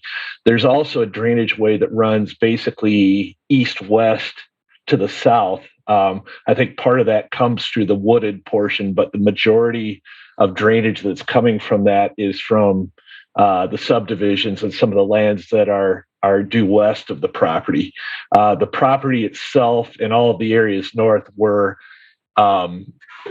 capturing and treating and controlling the discharge rate in accordance with the new City of Madison standards up to a 200-year storm event. Basically, we're putting in probably about 2 to 3 times the amount of stormwater detention that's required, just because of the nature of the adjacent lands that are coming through there. However, we're not capturing that woodlands that's directly to the west just because it's not draining through the property. There are areas, once again, farther to the west that is picking up. But I don't believe we're addressing that directly, as we're not disturbing any of the land that's coming through that, and it's not part of Research Park's proposed development. Commissioner Fernandez, did you have any follow-up? Well, I just want to confirm. I think what I'm hearing is that the wooded area that may be creating this discharge is not only not part of your replat, it's not even property owned by you. Is that correct? Yes and no. If we're talking about the same area, it's part of Research Park's property, but it's covered by a conservation easement. It's completely a stand of woods that none of the new development is encroaching into. So it's part of their property. It's just not a piece that's being developed in any way. I don't know. I wish we had Greg Freeze on the call. But I'm a little concerned about this, and I don't have a complete map in my mind of everything that's happening there. But it sounds to me like there is a problem that needs to be addressed. Maybe it needs to be addressed by city engineering. I don't know. I don't have quite enough information to understand it right now, but thank you. I can provide a little bit more information.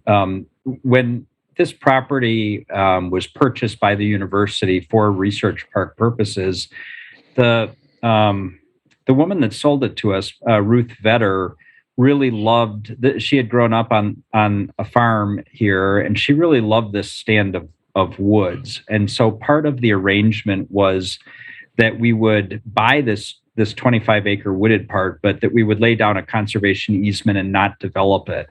So there's sort of 2 rectangles, if you will. There's the rectangle to the north, where, as Dave pointed out, we're actually substantially upgrading the stormwater capacity.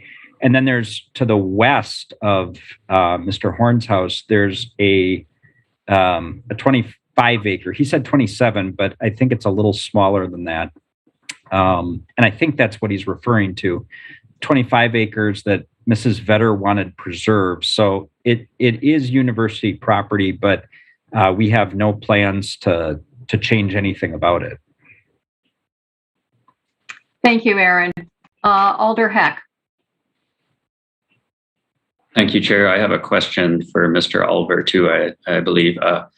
If we were to delay this by 2 weeks so that we could get Greg Freeze to come to the next Plan Commission meeting and just make sure we understand whose responsibility this might be, would that be problematic for you? No, I can't say that would be problematic.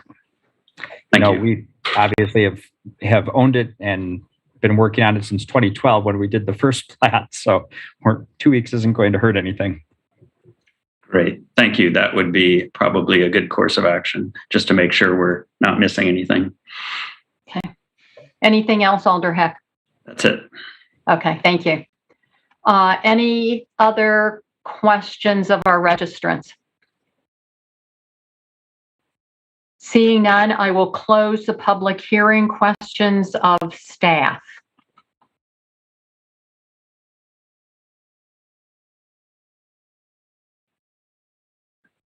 Seeing no raised hands, I would be looking for a motion.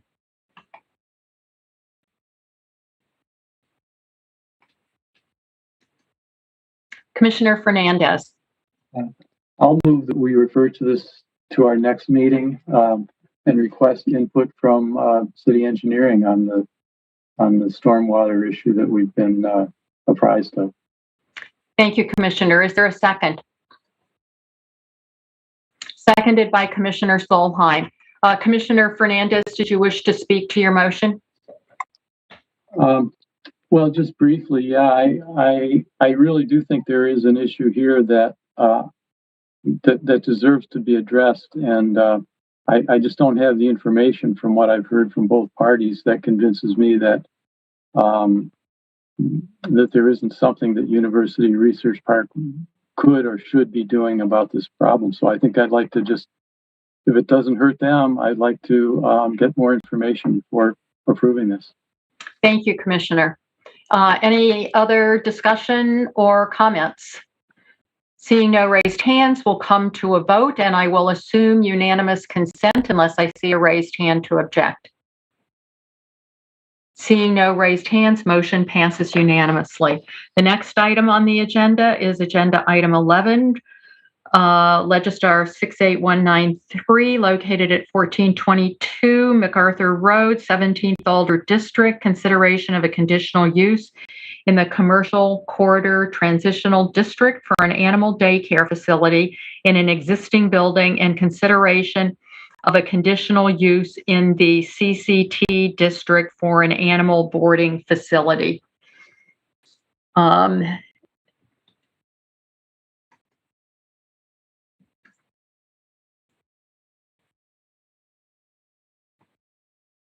Okay, we have, unless commissioners want a presentation, I think I'm going to go directly to the public hearing. Okay, it looks like, okay. So I will open the public hearing. The first registrant is Emily Messerschmidt, Washington Place, Madison, in support, wishing to speak. So she is representing the applicant. Emily, you have 3 minutes. Thank you. Can you hear me? Yes. Thank you. So I'm proposing to purchase the property, and my husband, Charles Burhans, owns Doghouse University, which would be operating the overnight boarding and dog daycare business. We see this project as being a real asset to the neighborhood and also the broader community because we know how useful daytime and overnight care for dogs can be. We know this because Doghouse University currently operates 2 dog daycares in downtown Madison neighborhoods. And the customers love the convenience of being able to walk their dogs to the daycare or drop them off easily during their commutes instead of having to drive far out of their way. Both of the existing daycares are directly below apartments, and many of the building tenants are loyal customers. The existing daycares do not receive noise complaints, and that's in part because of the construction methods that have been used, and also in part because the staff members are trained to proactively manage dog behaviors and prevent excessive barking. If you have any questions about dog behavior management or sound mitigation, Charles is available tonight to answer questions. The current daycare locations aren't able to provide overnight care, but our customers are looking for an option that is close to downtown so that they don't have to drive all the way outside of town to board a dog. I know that when some people think about overnight dog boarding, they think of a place where dogs are left outside unattended for long periods of time, but that is not what this facility would be like. Supervised dogs in play groups don't generally bark very much, either inside or outside. Their behavior in small supervised play groups is very different than when they're left unattended outside, or even when they're left alone in their home all day. When I first walked around the building, which backs to Stoughton Road, I was convinced that the addition of dogs wouldn't be very noticeable above the existing road noise. But we understand the concern about noise, and I've had good conversations with Hilton Jones, the president of the Neighborhood Association, about what we can do to mitigate the neighborhood's concerns. We've designed the project to make sure dogs will be behind the building when they're outside, near Stoughton Road, and well over the required 200 feet away from residential properties. The outdoor play area will be screened by tall hedge plantings that will keep noise inside the play area. Inside the building, we'll be using construction techniques like extra insulation, double drywall, and sound dampening panels. And we're also locating the indoor play areas and the overnight rooms away from the front of the building, which is the part of the building that faces residential properties. In some, we submitted this application for conditional use because we're intending to bring a desirable business to the neighborhood. And we're confident that we can do so without bringing excessive noise or traffic. My thanks to Jenny, Chris, and the other staff members who worked with us through the application process, and to the commission for your review of our application. Thank you, Emily. That concludes your available time. The next registrant is Charles Burnhams, Washington Place, Madison, in support, not wishing to speak, but available to answer questions. He's indicating he's not representing anybody, but it sounded like he might be representing the potential dog daycare and overnight facility. And then the last registrant is Shelley Drafinski, Midmore Road, Monona, opposed, not wishing to speak. Are there questions of either of our registrants who are available for questions? Alder Lemmer. Thank you. This would be for either Emily or Charles. Emily covered actually almost all of the questions that I had, but I've got just two left. I am wondering I didn't catch what the material is for the fence. Okay, Charles. Yeah, the fence material is going to be a portable fence barrier in the back area. And then outside of that will be natural plantings, like a sort of evergreen that's 6 feet tall. Okay, thank you. Can you share any more about what the portable fence barrier, like what is that? Yeah, along the far exterior of the building, it would be sort of like interlocking barriers that you might see for like crowd control purposes or things like that to maintain flexibility of the space with chain link fence or solid fence above that. But all of this would be obscured by the evergreen plantings. Okay, and that's 6 feet tall, right? Correct. Okay. My other question was, there's 2 dog runs. How many dogs would you have outside at once, max? Yeah, a typical outdoor play group would be maybe 10 to 15 dogs. And so the idea would be that we would have 2 different dog runs and that we could cycle the dogs in and out multiple times a day. Okay. Thank you. That's all I have right now. Thank you, Alder. Any further questions of either of the registrants? Seeing no raised hands, I will close the public hearing. Are there questions of staff? Heather is available to answer questions if there are questions. Alder Lemmer. Thank you. Heather, I was wondering if you could expand a little bit on the continuing jurisdiction that the Plan Commission would have over this conditional use. It said in the staff report that should noise complaints be filed, the Plan Commission could take further action on the conditional use. And I guess I haven't been involved in that before, so I just wanted to know how that works.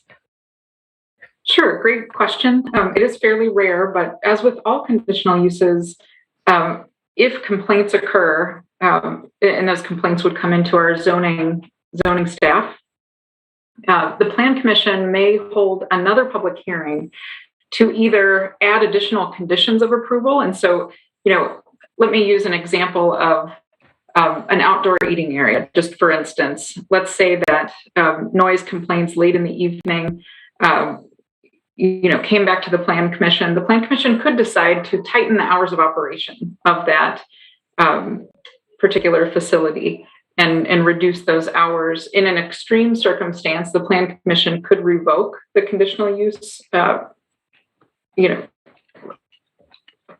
conditional use as well. I can't recall a time that has happened, but it is something that's widely available, so that folks know that they can submit complaints if applicants aren't adhering to the approved conditions of approval, and that those cases can come back before the Plan Commission again for further consideration. Okay, great. That's very helpful. Thank you. That's Anything else? Okay, thank you, Alder. Any other questions of staff? Seeing none, I would be looking for a motion.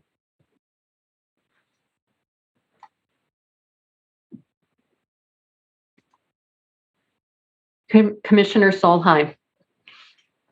I move that the Plan Commission find that the conditional use standards are met and approve the request to allow an animal daycare and boarding facility at 1422 Macarthur Road, subject to the conditions in the staff report. Is there a second? Seconded by Commissioner Hagenow. Commissioner Solheim, did you wish to speak to your motion? Just briefly, I'll say that, this is an established operator. They've provided a thoughtful operation plan and a layout to support this proposal. It exceeds the zoning requirements for distance. So with all of those considerations, I think it's an appropriate request for the conditional use. Okay. Thank you, Commissioner. Are there any other comments, observations? Seeing no raised hands, we'll come to a vote, and I will assume unanimous consent unless I see a raised hand to object. Seeing no raised hands, the motion passes unanimously. Moving on now to agenda items 14 through 16, which are related, and we will consider those together. Agenda item 14, 68, Legistar 68201. Located at 504 through 524 West Johnson Street, 308 through 312 North Bassett Street, and 505 through 527 Conklin Place, 4th Alder District. Consideration of a demolition permit to allow 8 residential buildings to be raised. And it does say 4th, but it's now 2nd, as I understand it. Then agenda item 15, Legistar 68202. Located at 504 through 524 West Johnson Street, 308 through 312 North Bassett Street, and 505 through 527 Conklin Place.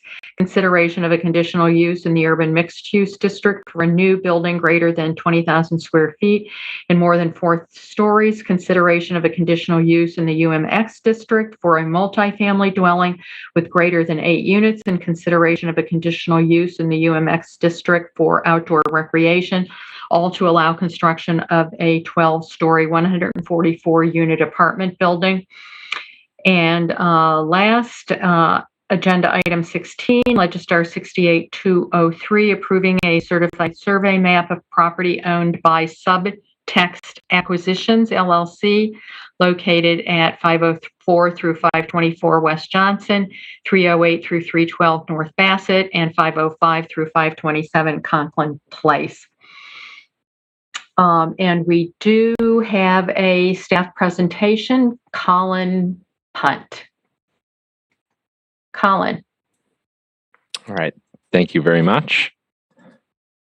Before the commission now are the demolition permits for the 8 residential buildings that cover roughly a quarter of a block bounded by West Johnson Street, Bassett Street, and Conklin Place, and the necessary conditional uses to construct the 12-story, 144-unit residential building, as well as the CSM, which combines the underlying lots as necessary to enable construction. In general, staff believes that the applicable standards of approval can be met with the recommended conditions. I will note that the Urban Design Commission granted initial approval at its meeting on December 15 with recommendations related to further articulation of one of the 2 tower elements and requests that the ground level be revised and reconfigured, which includes giving consideration to moving the ground floor dwelling units from Johnson Street over to Bassett Street. Staff understands that the applicant prefers to proceed with the plans, the plan layouts as presented in the original submittal, but has indicated to staff that they are exploring alternate options to address the comments of the UDC. As part of the Plan Commission action, staff requests that the Commission make specific findings related to each of the UDC's specific recommendations. And finally, staff also asks that the Commission consider the need for a management plan for the building, which could include operations for move-in, move-out, security considerations, and other items. As always, I will be around to answer questions after the hearing. Thank you, Colin. I will open the public hearing. The first registrant is Mitch Court, Locust Street, St. Louis, Missouri, in support, wishing to speak, representing Subtext Development. Mitch, you have 3 minutes.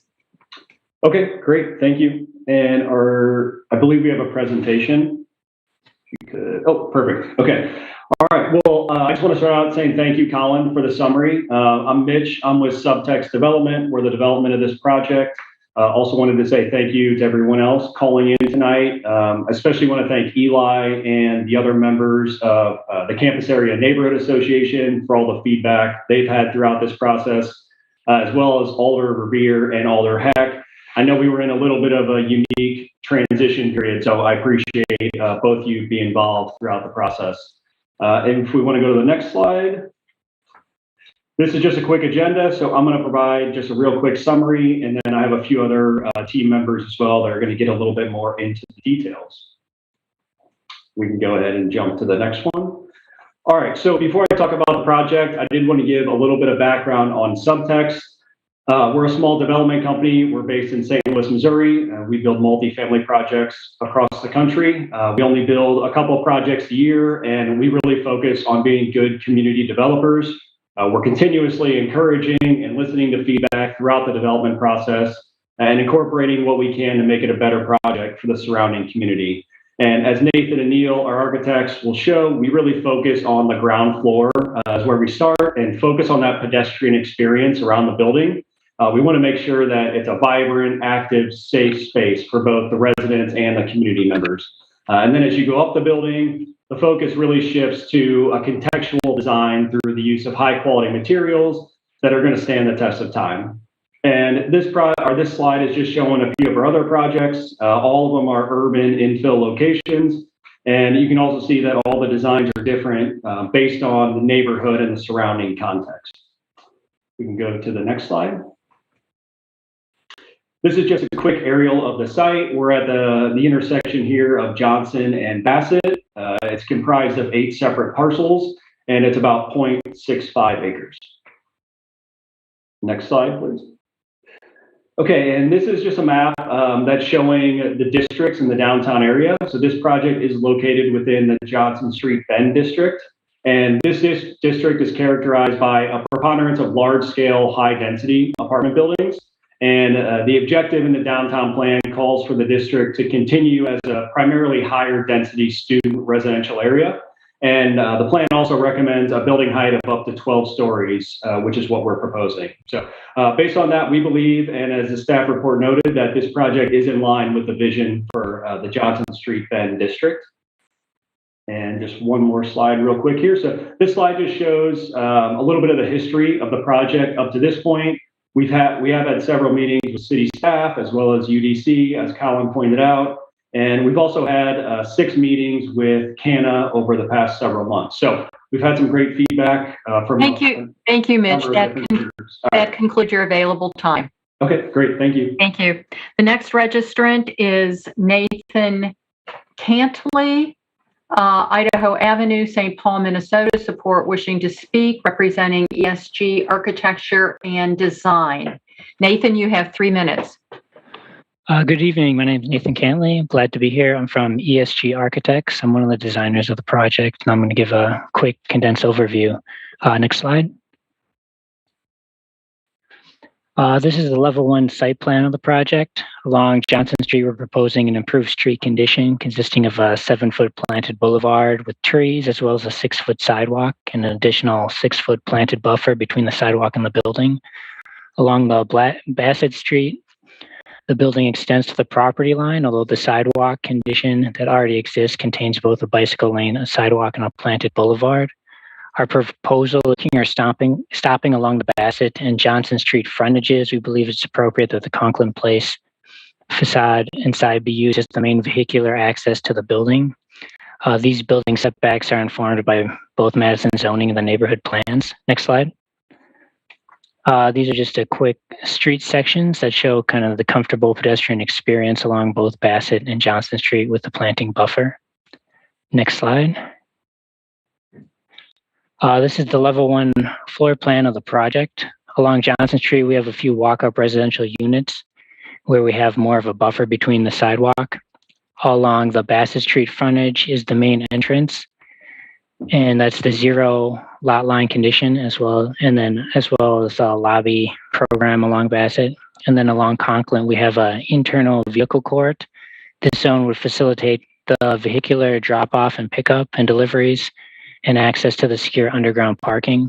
And additionally, there's a large internal bicycle storage area with direct access to Johnson Street along the southwest corner. Next slide. The upper level go ahead to 12 stories. In the project, we're proposing 144 units with 540 beds, and we have a mix of 1-bedroom to 5-bedroom units. The upper levels are in the L-shaped mass that open up to the south, and building amenities are located both on the ground floor, the top building level 12, and the roof. Next slide, please. This is the concept for the intensive green roof. We're proposing at level 2. Next slide. And then this is the concept for the roof with amenities and a second intensive green roof. Next slide, please. This is a perspective view from the corner of Johnson and Bassett. The main materials here are buff cream colored brick masonry. Next slide. And then we wanted to emphasize a strong urban corner condition with both the windows and the proportions of the building at this corner. Next slide. The secondary material is a metallic charcoal metal panel along the Johnson Street and internal facades. Next slide. Our intention is to create a more depth in the facade with recessed detailing and windows to get a stronger shadow line. Next slide. And then the finished material of the metal panel is intended to be slightly metallic or reflective to add some dynamism to the facade through color change at dusk and dawn. Next slide. Thank you, Nathan. That concludes your available time. Our next registrant is Neil Reardon, Washington Avenue South, Minneapolis, in support, wishing to speak, representing Neil Reardon, ESG Architecture and Design. Neil, you have 3 minutes. Thank you, Chair Zellers and Commissioners. You can go ahead and continue on the slide. This is the perspective we have of some at the street. Thanks. Next slide. Another perspective at the southwest corner of the building showing the units that exist along Johnson in the present design. Next slide. Again, this view along Johnson with the walk-up units near the curve. Next slide. The view along Bassett of the rendered streetscape there on that 0 lot line, which Nathan described. Next slide. kind of what the feel is like of that streetscape along Bassett. Noted that this is basically the existing condition with the added boulevard trees. Next slide. A view of the project as you approach from Bassett on the north side. Next slide, please. And then we want to show a view of the Conklin side, just to kind of give commissioners a feel for what that really looks like, what that auto court that you saw in plan is looking like. Next slide. The long views, which we had in the submittal, which you've likely already seen. We can go next slide. So that was from the south. This one's from the east. Next slide. And then what we wanted to do is get in front of you, as Colin mentioned, an alternate working studies of a few things. Next slide. The first one of those things was an alteration where we're studying on the west facade of the western wing of the building. And you can see there where we bring the lighter material in and sort of introduce a break in that dark metal charcoal panel. Next slide. This is a view, photorealistic, of the existing buildings as you approach proceeding east down Johnson Street. And as you can see there, the building is, this shows the alternate working study, but the building is really not that visible actually with that full nice treescape. Next slide. What we've done here then, in addition as a revision, is to modify the first floor and really study what it would be like if we did actually remove the walk-up units from the project on first floor and place them elsewhere in the project. And then the components we're adding here would be fitness and study lounge in place of those. We felt strongly though that the Bassett frontage is not a very appropriate way to do walk-up units very well. So in lieu of them being not along Johnson, we have removed those 5 walk-up units from first floor and allocated them elsewhere in the project. Next slide. And then a before and after of that Johnson Street facade, the before, the submitted version on the top, and then the alternate working study there with more glazing and those more programmatic common area spaces for the building along there. Next slide. Again, that southwest corner of before, above, and a working study diagram image on the bottom. And this would be that fitness zone in the southwest corner of the building. Next slide. And then a full view of that southern facade before and after, above and below, all along Johnson there. Look directly from across the street. So with those changes, again, we prefer the original submitted design, but are doing these alternate working studies based on the feedback from UDC. And as I think Colin mentioned, we do plan to return to UDC at a certain juncture, depending on tonight's discussion and motion. Thank you, Neil. That concludes your available time. Thank you. The next registrant is Cleo Y. Lee, College Court, Madison, neither support nor opposed and wishing to speak. Cleo, you have 3 minutes. Chair, that person is no longer in the attendees list. Okay, thank you. The next registrant is Eli Zarkovsky, North Carroll Street, Madison, neither support nor opposed and wishing to speak, representing the Campus Area Neighborhood Association. Eli, you have 3 minutes. Hi, thank you for having me today. I wanted to also quickly thank the development team for the continued discussion and collaboration with the Neighborhood Association and also the steering committee. We really enjoyed a high level of transparency with them throughout the process. Some things I just wanted to highlight. Going through the Borough Steering Committee report that you all received on Friday, hopefully, was just the different topics. So first, the Steering Committee, we considered resident experience. There was discussion about affordability, communal spaces, amenity spaces, the green spaces, and resident experience in general. There are some concerns about affordability on the projects from some people within the committee. People really enjoyed the communal aspects of some of the amenity spaces, which allowed residents to freely move between the spaces. Also, the committee really enjoyed the amount of study rooms and the focus on the student experience within the project. In terms of design, which is another thing that the committee looked at, they also, similar to the staff report, looked at the southwest side of the building and suggested that the development team look at possibly a different way of amassing and how to break it up. But they really enjoyed the north side of the building that had that lighter color. In terms of management and operations, similar to the staff report, suggested having a management plan approved by a planning division of sorts. The developer did express a really good style of management, but it'd be really nice just to see it formalized. In terms of sustainability, they really enjoyed the way the green roof was proposed to be used, and also another thing in terms of demolition was possibly having the development team collaborate with Habitat for Humanity to address fixtures and windows, etc., from the existing buildings that could be reused and given back to the community. And then Cleo asked I read something for her because she's facilitating another meeting right now, but she was just concerned about specifically the 8 buildings that exist there and them being at a lower cost than a proposed market rate building like this that's comparable to the Hubbard James in the surrounding buildings, like the neighborhood. So hoping that the development team will continue on their track of figuring out ways to potentially accommodate people from a larger spectrum of incomes. They have started doing that, which is really encouraging, but just encouraging them to more consider that in their design of units within the building. Yeah. And then other than that, I yield my time. And if you have any questions, I'm open to questions. Thank you. The next registrant is Angie Black, West Washington Avenue, Madison, in support, not wishing to speak, but available to answer questions, also representing Subtext. That is all of our registrants. Are there any questions of any of the registrants? Alder Lemmer. Thank you. I have a question for the developer.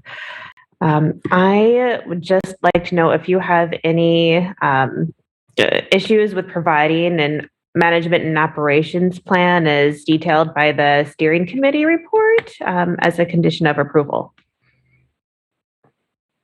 Yeah, this is Mitch from Subtext, and no, that's something we don't have any issues with. It's going to be, we work with the largest third-party property management company in the country as far as student housing projects, and they also do a lot of multifamily. That's something that they're going to work on anyway, so we'd be happy to work with the city on putting that together and getting any feedback you guys would have. Great, super. That's all I have right now. Thank you. Thank you. Commissioner Fernandez. Yes, thank you, Chair Zellers. So a question for anyone on the development team. There's been some mention of affordability, consideration of affordability. Can you flesh that out at all? And we had a communication that some of those existing units are rented in the neighborhood of $550 a month. Is it safe to say that nothing in this building will be even close to that? Yes, this is Mitch, and I can address, okay. Yeah, and I can address that. So as far as the affordable housing question, so we understand that the supply of housing has not kept pace with both population growth and the university's enrollment growth. With that being said, we are not affordable housing developers. This isn't a LIHTC project or an affordable housing project.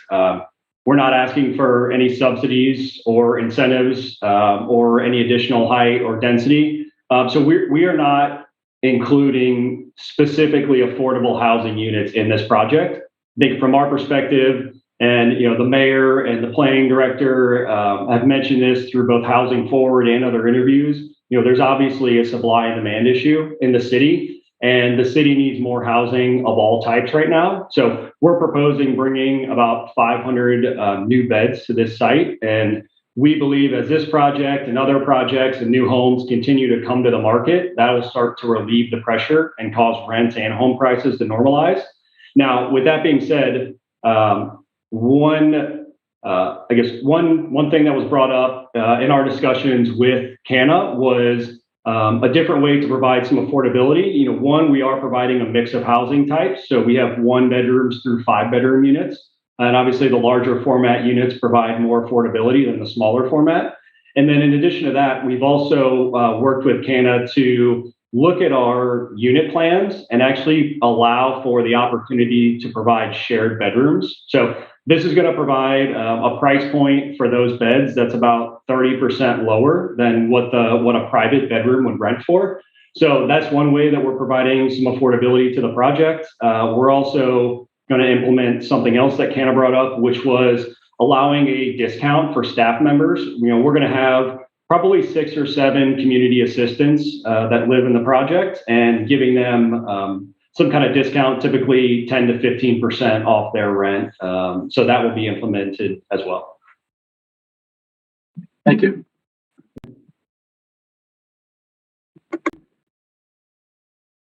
Alder Heck. Thank you, Chair Zellers. Related to Commissioner Fernandez's question, this is probably for Mitch, and you're detailing some of your strategies for perhaps having some range of rents. Can you estimate what the difference between, say, rent for a 5-bedroom unit bedroom is compared to a 1-bedroom unit? Is it a $300 or $400 difference per bedroom, or what do you estimate? Yes, that's a great question. So it is about that range. I don't have exact numbers set up yet because we're obviously a couple years out, but for a shared bedroom, that's going to be probably, I would say $400 or $500 cheaper than a private 1-bedroom unit would be. So there is a significant difference as far as price point goes with the variation in units. And then for an individual in a bedroom alone in a 5-bedroom unit compared to a 1-bedroom unit, what's your guesstimate on the price? There would still be, I would say, around like a $300 difference between a 4 or 5-bed unit and then a 1-bedroom unit. It might even be a little bit more than that, actually. And how many of each of those options are you willing to commit to, and out of your, what is it, 340? No, I've got the total number of bedrooms wrong now. We have 540 beds. Out of 540 beds, that probably doesn't include your bunk bed situation. It could be even bigger than 540 beds, right? Correct. And do you have any way of estimating how many beds you might commit to both a bunk bed situation and well, I guess in your plans you have a layout of how many, let's say, 4 and 5 bedroom units you have. I guess I'd encourage you to have as many of those as possible, and then also to commit to some bunk bed units. Sure. Yeah. So, and we have looked at the plans, and we are trying to work through. I think one thing we do want to make sure that while we are offering the shared bedrooms, that they are still fully functional. And from our perspective, because these units are fully furnished, so making sure we have a bed, obviously, and a desk and a nightstand and a closet and everything that any typical resident is going to get in one of the units. So I think we're still trying to make sure that we know the exact number of the beds that we can offer as far as shared go, but I think it's probably going to be somewhere around probably 10% of the number of beds that we can offer as a shared option moving forward. That's encouraging in that. So you're saying that you could have an additional 54 beds, 10% of 540. So that actually would include, I think it's a little bit less than that, because that would include the beds that are already there. So I'm looking at a calculation here. It looks like we could actually go to somewhere around like 580 beds. And that would result in somewhere around like 12 or 13% of the total of that total 582 beds would then be the opportunity to be shared. Okay, that sounds encouraging. You mentioned that all of the units will be furnished, and you want to make sure you can accommodate all that you need. I noticed in the Campus Area Neighborhood Association report, they were interested in the option of people being able to bring furniture in. Is that something that you've done in other projects, or? We have not done that in other projects. I think one of the main reasons is the units are specific. We have standard units, that we've tested across the country in several projects, and those are what the building is they're the foundation of the building. That's what the project is designed around, and those are tailored specific to our, furnishing setup. So it would just be really tough for people to try and bring in their own furniture and try and make it work. And, for us, it's a lot easier if we provide everything for them. And then on the other side, it also makes the move in and move out significantly easier. So, obviously these are all urban infill sites, and people are likely moving in every year or every couple of years. So we want to make that process as easy as possible. And when the building is fully furnished, it really means, people are coming in with a couple boxes of their personal stuff, and that can go much more smooth than having people bring in bed frames into the elevators and try and do that 540 times. So those are sort of the reasons we haven't done it up to this point. Okay, thank you. I that makes sense to me. I'm going to switch gears just slightly. Can you tell me how many apartments are proposed for demolition in order to build your project? I believe there's about 40 units on the site right now. And do you know how many bedrooms that is? I believe that is, I think it was about 65 bedrooms. Okay, and then you can probably see where I'm going here. I'm interested in your possibly committing to hitting pretty close to that 65 number of bedrooms that are of naturally occurring affordable housing to be replaced with some of the options that we've discussed. And I think you were getting close, but not quite. I hope you'll consider that.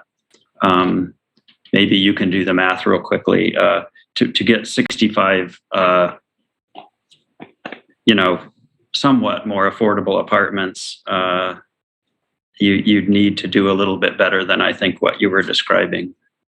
And that seems like a reasonable goal to me. Yeah, I think I don't have the numbers or really the plan is. I mean, we need to look at the plan just to make sure we can do it with the unit types. But I think that's something we can look into. I guess one thing I do want to point out is we're offering the ability for these units to be shared. So we're basically gonna have a setup to where these could be a private bedroom or these could be a shared bedroom, depending on once we start leasing.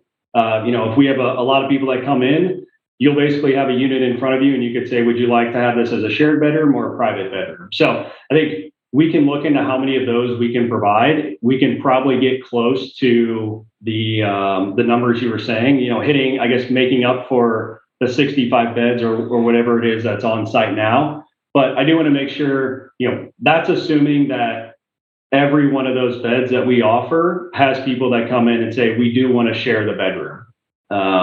There's a chance that maybe we offer that and then some, half the people show up and actually do want to use those as shared bedrooms. But for us, it's more, we're providing that opportunity and the market will dictate whether or not those become shared or private bedrooms. I understand. That makes sense. The market certainly will determine how popular those are. But if you could maximize that and at least offer some replacements for what's being demolished, I think that would be fantastic. Now I'll totally switch gear. Just a couple quick questions. The neighborhood association was also interested in your reuse and recycling plan for demolition. I understand. I think there's a 70% requirement for materials from a demolition to be either reused and recycled, and you have to file a plan with the city. It wouldn't be a problem to offer the right of first refusal to UW's Habitat for Humanity chapter, would it? No, I don't think so. And to be honest, I'm not 100% versed on the current demolition requirements. I think our contractor could probably speak to that better than I could. But yeah, we're fine working with them. I think a lot of it probably just comes down to timing and making sure, we're obviously on a pretty tight schedule, but I think we can provide sufficient notice. And as long as Habitat for Humanity can come in within, a reasonable time and work with us on when they can get in and out of the building, I think that's something we would be happy to work with them on. Great. I'm sure that they're used to similar situations, so they should be able to handle that. One other quick question. Can you describe how you handle subleasing in the summer? As you know, in some student projects, there's a kind of a security and management issue related to subletting, because people sublet sometimes without management even knowing that they're subletting, and those tend to come along with some behavioral issues, especially in the summer. Sure. Yeah, so generally we're not in favor of subletting, but it can be allowed, but you have to go through our management company for that to happen. And the person that you're subleasing to will have to be vetted through the same procedures that the original lease, or I guess the original leasee was vetted. And if you were to learn that someone had subletted without your knowledge, what would be the repercussions?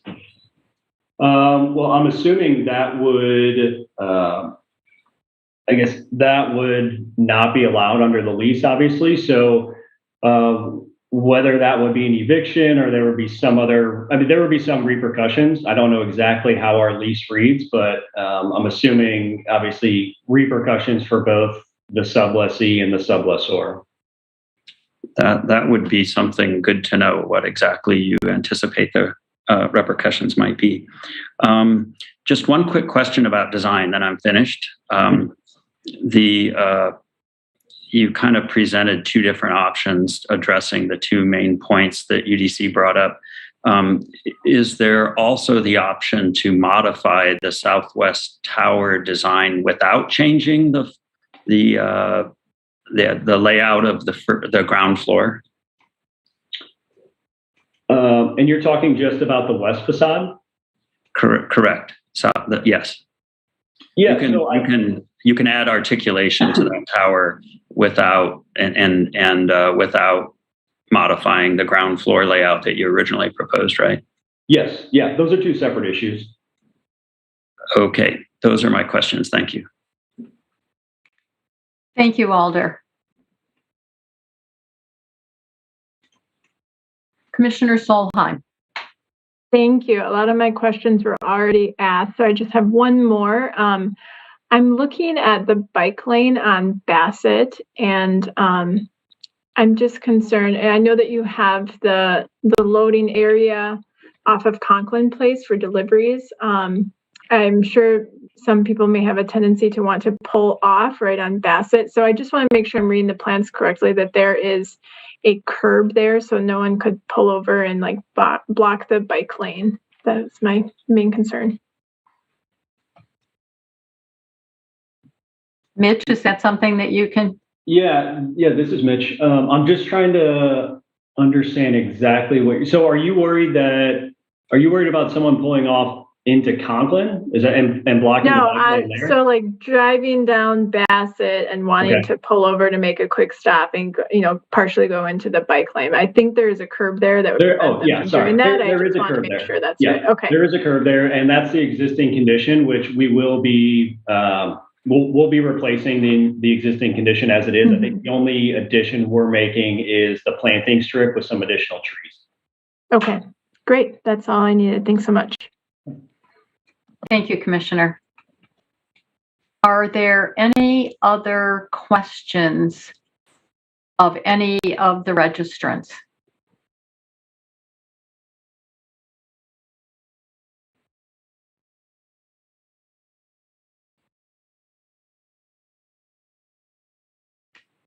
Seeing no raised hands, I will close the public hearing. Are there questions of staff?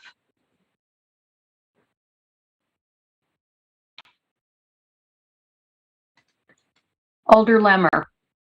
Thank you. I'm just looking for a little bit of clarity on the recommendations from the UDC report. There was some conflicting requests for different colors and materials, and some folks said that the colors and materials were fine. So was there a prevailing preference on the building colors and building materials? I don't know if the UDC members identified exactly which colors and materials were preferable, but the general feeling was to kind of break up the very large single color and material facade and leave it to the applicant to bring something back for the UDC to respond to. Okay, that's what I thought. Just wanted to verify. Thank you very much. That's all I have right now. Okay, thank you. Commissioner Fernandez. Thank you, Chair Zellers. So this is just a question for staff. If I understand, this is an excellent proposal, I think, in many, many ways, and we certainly need the housing, and I'm not opposed to it, but I'm awfully concerned about the loss of affordable housing. Is there really nothing in our purview right now? And I also appreciate the developers' very forthright response that this is a market progress. What is the recourse, or what is our what's our course of action just to be concerned about the loss of some affordable housing like this? Is there any other machinery in the works right now by which we can replace that? Heather? Sure, I'll try that one. Great question. And I think there isn't a mechanism that the commission can really utilize to replace it on this site through any condition of approval. I think the suggestions that have been discussed this evening and embraced in some ways by the development team are good ones. There aren't subsidized income restricted units there today on the site. And my understanding from the applicant, which you've all heard tonight, is there certainly would not be income restricted units in the future. I think it's more in the variety of units, the sizes, the nature of whether bedrooms are shared. That's how they would achieve some spectrum of affordability among those units. I think that, in the bigger picture, the city is doing a lot with regard to housing affordability, investing deeply in a wide range of projects in areas that are well served by transit and other amenities. Not this site specifically, but I think that the big picture is what is the city doing from a funding standpoint to align our programs and financing opportunities to assist with affordable housing. That really doesn't happen. From a legal perspective, it can't happen through the land use approval process. We can't utilize a zoning approval, conditional use approval to dictate the levels of affordability in Wisconsin. Yeah, thank you, Heather. That clears it up for me. Is there any tax increment from this that could be directed toward affordable housing, or is that also based only on some other TIF conditions?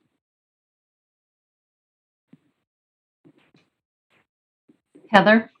I would need to follow up with colleagues in economic development to learn a bit more. Honestly, I'm not sure if this is located within a TID, and that's something I perhaps should know this evening. But in the cases where housing is put forward, or any development for that matter, in a tax incremental finance district, that TIF increment can be utilized to support affordable housing in that area, and even creatively beyond that area. In the form, we're able to spend dollars within a half mile of our TIDs. In some cases, as a TID is closing, increment that's within that tax increment district can be spent in other tax increment districts. This one, oh, thank you, Colin. Yeah, this one is not currently in a tax increment district today, but that tool is available in general when development is happening within tax increment finance districts. Yeah, thank you very much. Alder Heck. Thank you, Chair Zellers. Heather, you probably will have the answer for this. If we were to offer as a condition of approval that you must have 65 shared bedroom units without mentioning the associated rent, would that be allowable in your opinion?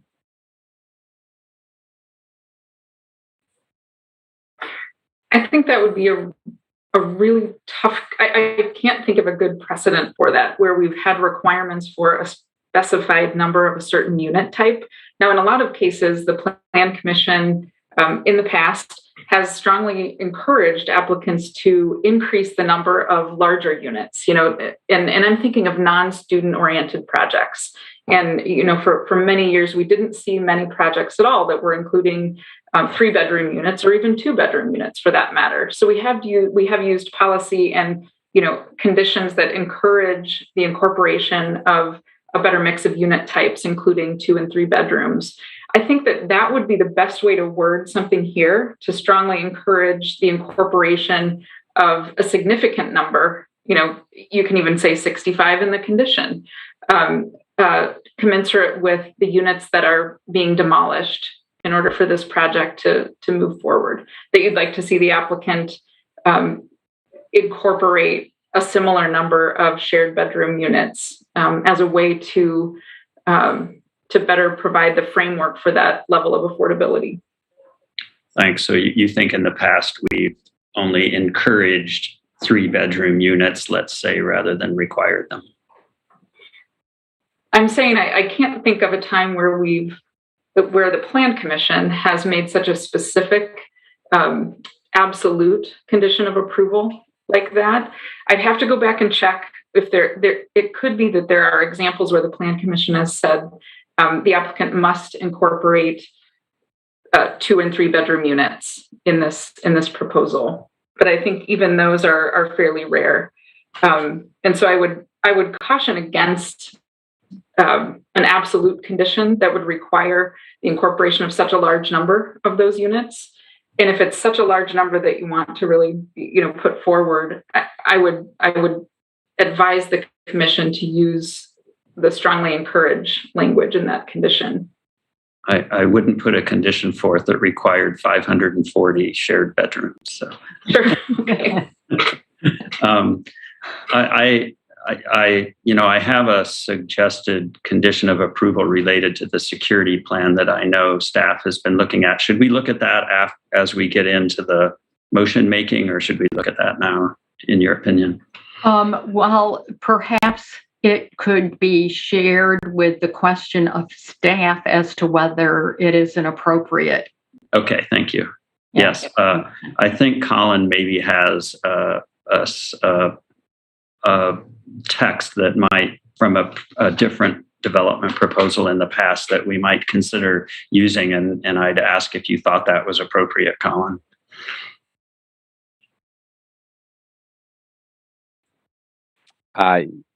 Yes, and if Chair Zellers is okay with this, I can share my screen.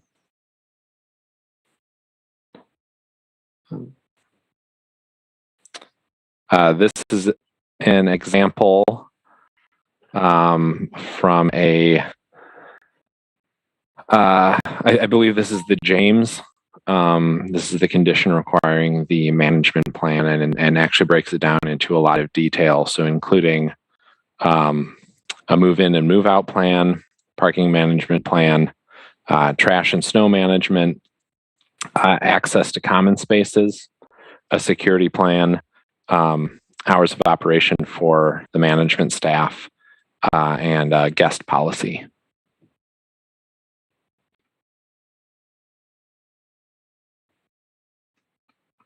Do you see other aspects of that?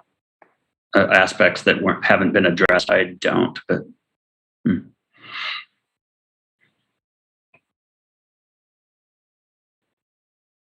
Thank you. Yep. Those are my questions. Thank you. Okay, thank you, Alder Heck. Commissioner Solheim. I have, to follow up on Alder Lemmer's questions, are you looking for specific feedback on the UDC findings that were mentioned at the end of their report? Do we need to respond to that in our motion or anything? Or will that be part of just UDC's secondary and final approval? As it stands right now, if the Plan Commission approves this proposal, it will have to return to the UDC for final approval from that commission, and they would be expected to make the changes requested by the UDC. So staff would like the Plan Commission to opine whether the applicant should make the three changes that were requested by the UDC. The UDC does have the Plan Commission can consider those requests and make alterations to the recommendation from the UDC. Okay. I guess I'd be looking for input from my fellow commissioners. I did like the alternate design for the facade with the additional material at the top and the side. I'm not an architect, so maybe we can bring those up again. But in terms of the first floor programming, I did prefer the walk-up units and that design over the redesign that was offered. That's all I have. Thank you. Thank you, Commissioner. Alder Heck. Thank you, Colin. I just wanted to clarify, is some portion of the UDC's input advisory on this matter, though? Is it, do they have final say on this? Heather can correct me if I'm wrong, but I believe in a UMX district, the UDC is an advisory body. And that includes on the downtown design standards, if I have the name of that correct. Yes, that's correct. So in they this, are advisory. So I think we're looking for if the Plan Commission has advice to share with the UDC or a framework to provide for the UDC to review the updated plan set. I think that would be wonderful to hear now, so that we could pass that along to the Urban Design Commission. Thanks for that clarification.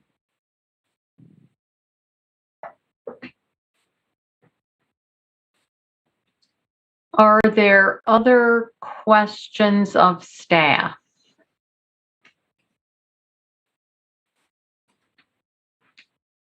Seeing none, do we have a motion? Oh, Alder Verveer. Did you want to speak? Yes, thank you again, Chairperson Zellers. I really do appreciate the courtesy that you and Alder and Commissioner Heck had provided earlier in the meeting, given my conflicting meeting scheduled this evening. If I could share some comments with the Commission at this time, I would appreciate that. First, let me start by articulating what you had mentioned earlier, Chair Zellers, regarding the effect of the City Council redistricting on this subject property. So this parcel or several parcels, was located in the 4th Aldermanic District that I'm elected to represent for at least the last decade or more. And that changed on New Year's Day when our city council redistricting plan went into effect.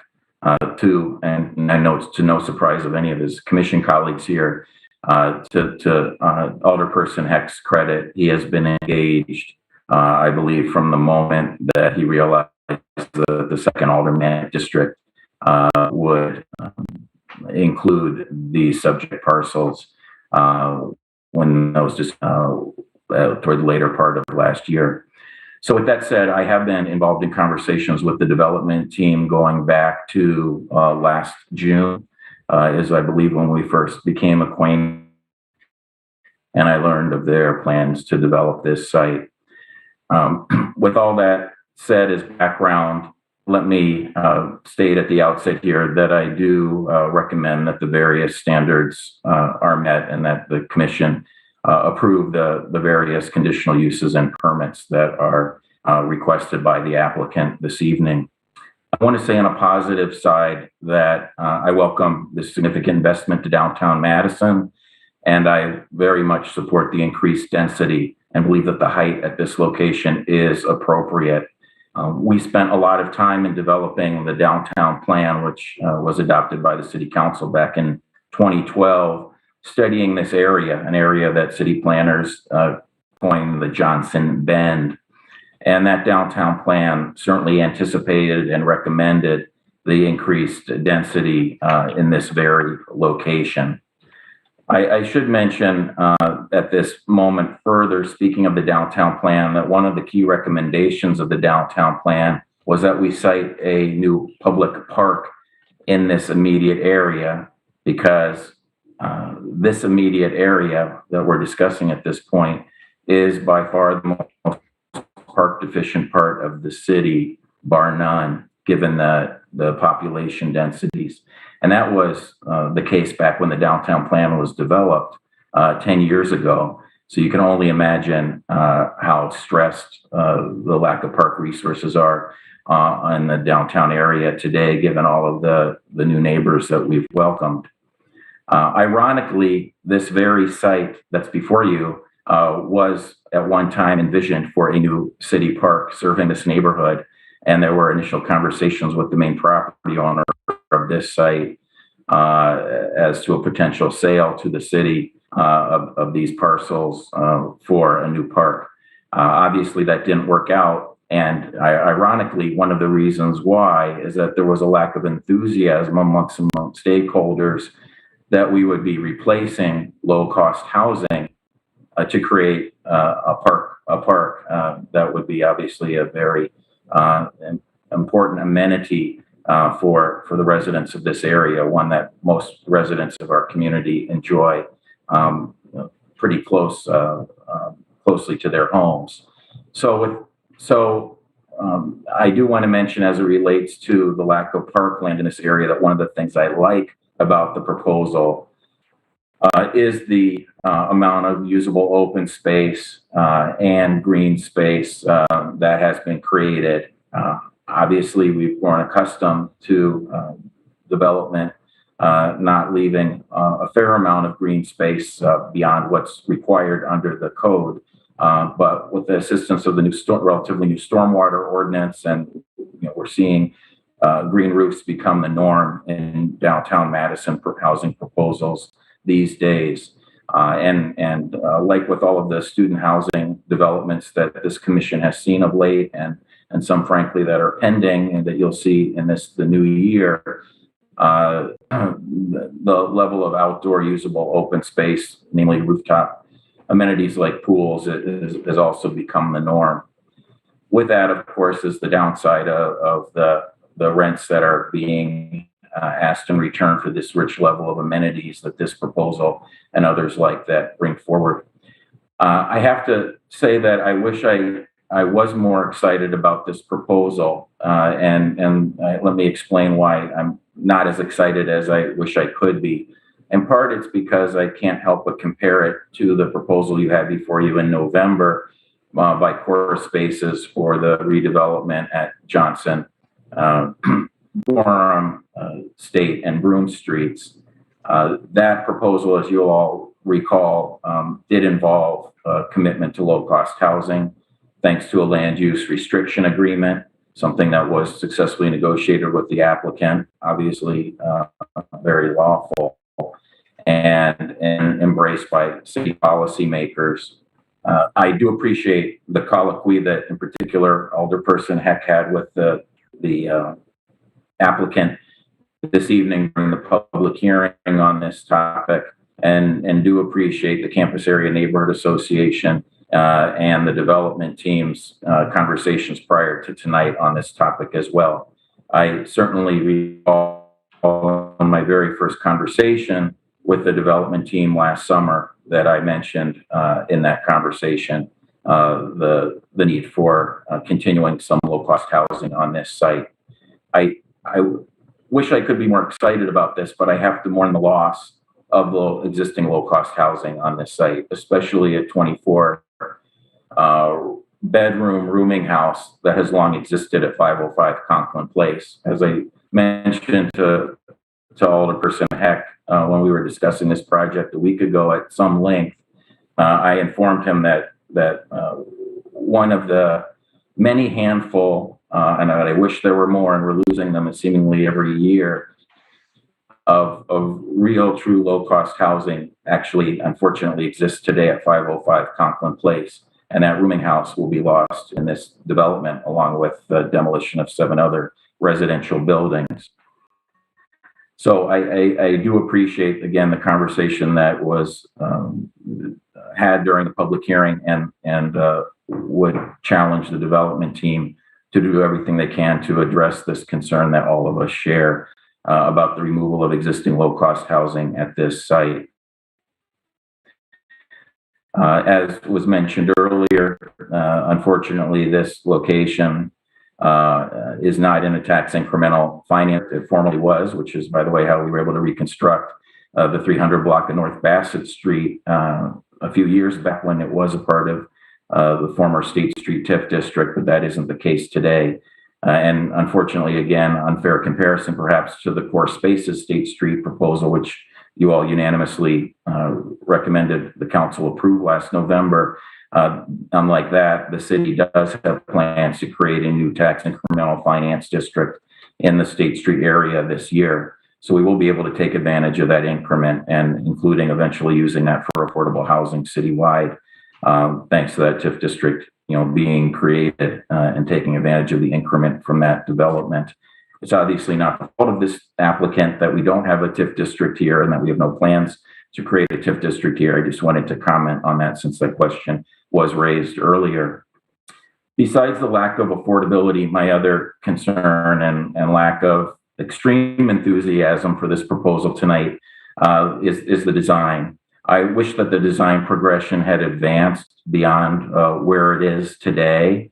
If any of you watch the Urban Design Commission conversations about this proposal, you'll note a distinct lack of enthusiasm for the design. So admittedly, and with no disrespect whatsoever intended for the design team of Neil and Nathan that I've enjoyed working with, the design progression has not advanced as much as I personally would have liked, or that if you watch the December 15th Urban Design Commission meeting, you'll know that the commission was not enthralled with how the design progression had advanced as of that point. So I will say that, as you saw in the Neighborhood Steering Committee report, that the most common comment that I've heard in the neighborhood meetings that we've had, both the initial large publicly noticed neighborhood meeting on October 7th and then the several steering committees since, is that most stakeholders believe that the proposed dark gray or charcoal metal panel is too dark, and they wish there was a lighter appearance. As you've already discussed a little in the questions with staff and the applicant, UDC has a particular concern about the Western Tower and the fact that so many thousands of people travel through this corridor every day, that the long views of these kind of twin towers is not what it could be. I really wish that the development team had been able to take advantage of the interesting bend or curve of West Johnson Street in this block and really celebrate the bend of West Johnson Street. And so that's something that I think came through loud and clear amongst the urban design commissioners as they were considering this application. I will say that there has been design progression, and I do appreciate the advancements that have been made. In another neighborhood meeting tonight, the Bassett neighborhood meeting, giving my report when it's on my other device here, my screen, that there were designs shared with the commission. I have not had a chance to study those or hear that explanation of them by the applicants, because unfortunately I was again in another meeting at that same time of that portion of the hearing tonight. But I do believe that there was support for the walk-up units amongst neighborhood stakeholders. And although I agreed with the Urban Design Commission and especially the Chair Goodhart's strong suggestion that the walk-up units be better positioned on North Bassett Street, I don't believe that the loss of the walk-up units completely is warranted. And I would be disappointed if we lost the walk-up units. If they can't be on North Bassett Street for whatever reasons, I think that they are welcome on West Johnson Street, although perhaps not in the best location, but better there than nowhere. So in large part because I wasn't able to see the different design discussion tonight during your public hearing, I wish I could comment in more detail as to what I think might be a condition related to the design considerations beyond those proposed in the staff report. So I'm sorry I can't do that. In closing, on balance, I do support the proposal. I do support that the various approvals requested in the application be granted this evening. It's just difficult to be super excited again, given the loss of existing affordable housing and the fact that the design progression isn't where I would like it to be today. I do hope and am optimistic that we can get there when the Urban Design Commission considers final approval in the future. It sounds like most likely next month. Further, in closing, let me mention that I appreciate Alderperson Heck asking Colin Punt to share the screen and look at the proposed additional condition language for a management plan. That was language that I shared electronically, actually, as your meeting started tonight, that I had similarly suggested when you had considered the Core Spaces development in November. So I do hope that the motion this evening will include that detailed management plan subject to approval by planning staff with consultation with other appropriate city staff, especially the police department. As Colin mentioned, that is the exact language that he shared on his screen that was required by the Plan Commission when the James proposal was approved, a project that I don't need to remind any of you is only a stone's throw from the subject parcels this evening. Lastly, let me thank the development team for their willingness to work with neighborhood stakeholders from the very beginning, and thank most certainly the dedicated volunteers from the neighborhood that met with the development team on many occasions. Eli in particular, who led the effort that you heard from tonight during the public hearing. I can't thank the Campus Area Neighborhood Association and their volunteers enough for their work on this. Technically, it was in conjunction with Capital Neighborhoods, but Campus Area Neighborhood Association did all of the work. I must acknowledge and thank them for their efforts here. So I'm happy to answer any questions if there are any from the commission. Are there any questions of Alder Verveer? Seeing none, I would be looking for a motion.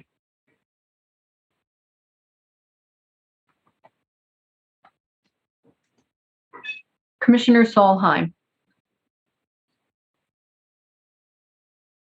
I will move that the Plan Commission finds that the standards have been met and approve the demolition and conditional use permits for a 12-story building at 504 West Johnson, 308 Bassett, and 505 Conklin Place, and forward the CSM to council with a recommendation of approval, all subject to the conditions in the staff report and 2 additional conditions, which I will attempt to articulate. 1 additional condition of submittal of a detailed management plan for approval by the planning division, including all of the information outlined by staff in this meeting. And an additional condition to continue to work with UDC on material changes and articulation of the building design, with a clarification that the walk-up units are desirable, either on Bassett if possible or on Johnson as shown. If that's appropriate to include as a condition, I'll look to Colin for that. Thank you. I think that's what they were looking for. Okay. Is there a second? Seconded by Commissioner Hagenow. Did you wish to speak to your motion, Commissioner Solheim? Briefly, I'll just say that, this proposal is very much in line with the comprehensive plan and downtown plan as Alder Vivier outlined, complies with the height limit with the additional conditions from staff. And I do agree with some of the comments made by UDC. So I think there's a little bit more work to do there, given how prominent the building is, but I think it's moving in the right direction. Thank you, Commissioner. Alder Heck. Thank you, Chair. I'd like to suggest 2 additional conditions of approval, and Commissioner Solheim can determine if she wants to add those. I guess we all will. First, just a simple one that was related to one of my first questions, that the reuse and recycle plan include a provision for Habitat for Humanity UW chapter to have right of first refusal on reuse items. Mm-hmm. And then a second one that Plan Commission would strongly encourage the developers to include at least an equal number of bedrooms that are being lost in the demolitions with units that are shared bedrooms. Is there a second to Alder Heck's motion to add those 2 conditions? Seconded by Alder Lemmer. Did you wish to speak to your additional conditions, Alder Heck? I think I've probably spoken enough. Thank you. Okay, thank you. Any comments, discussion on the to the amendment, which adds those 2 conditions? Seeing no raised hands, we'll come to a vote on those 2 conditions, the amendment. And I will assume unanimous consent unless I see a raised hand to object. Seeing no raised hands, that amendment is now part of the main motion. Is there discussion about the motion?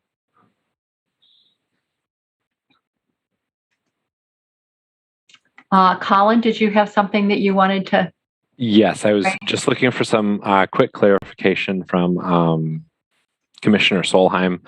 For the submittal of the management plan, were you looking for a basically the same condition that I had shown earlier on screen?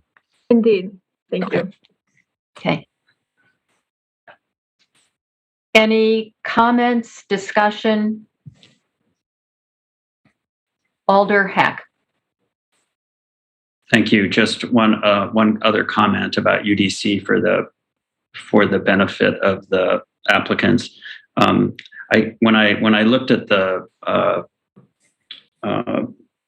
renderings of their alternates that they showed tonight, looking into I'll call it the mouth of the V as well as the westernmost building, I kept thinking of, it's better, but I kept thinking of the atrocity that is the University Avenue facing side of the hub. And I see some analogous problems. So it's also the mouth of the V as you go up the tower, I think, needs some differentiation, some articulation of some form. And I agree with Canna and others that lightening that whole tower somehow, as well as articulation, is needed. Thanks. Thank you, Alder. Anything further before we come to a vote? Seeing no raised hands, we will come to a vote, and I will assume unanimous consent unless I see a raised hand to object. Seeing no raised hands, the motion passes unanimously. Thank you. Okay, next on our agenda, is there any business by members? Seeing none, then Secretary's report. Heather. Thank you, Chair Zellers. Briefly, I wanted to remind folks to submit your annual statement of interest form if you have not already. And then going through the recent Common Council actions on January 4th, the Council did vote ultimately unanimously to adopt the South Madison plan. There was an amendment within the Thorstad area, which you all discussed at length when this was taken up by the Plan Commission. And that amendment was to change the future land use recommendation from low residential for much of that area to low medium residential in order to really allow a little bit more flexibility in the types of residential units there. The council did elect to keep the same concept, the draft concept for the Thorstad site shown in the plan as it was drafted.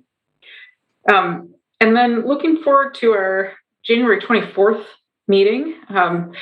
Any referrals from this evening will be included in that meeting. And then also I wanted to note a rezoning at 1017 North Sherman Avenue, which was referred recently by the Plan Commission. That will be back before you on January 24th. And then on February 2nd, we'll have the return of the Ramish Farm development, and that's a proposed plat and rezoning of property on the north side of the city that the Plan Commission and Council had recently heard and deliberated. And that will be back before you in the same form. So it's the same proposal coming back for Plan Commission and then ultimately Council consideration. And then a second plat on February 2nd out on the far west side, Old Sauk Road and Pioneer Road, for the creation of a plat to allow for 74 single-family lots. Those are the main items on February 7th. I do want to mention we recently sent out 4 dates for proposed quarterly Plan Commission work sessions in 2022, and you'll be receiving Outlook invitations from Ruth Effington for those 4 dates, one each quarter, with the topics to be determined. But I imagine we'll see the return of transit-oriented development and also zoning and historic districts and that interface among others potentially. I wanted to thank you all very much and wish you all a very happy new year. And that's it for the Secretary's report. Okay, thank you very much. That is it then. So I would be looking for a motion to adjourn. Moved by Commissioner Solheim and seconded by Commissioner Hagenow. I will assume unanimous consent unless I see a raised hand to object. Good night, everybody. Thank you very much.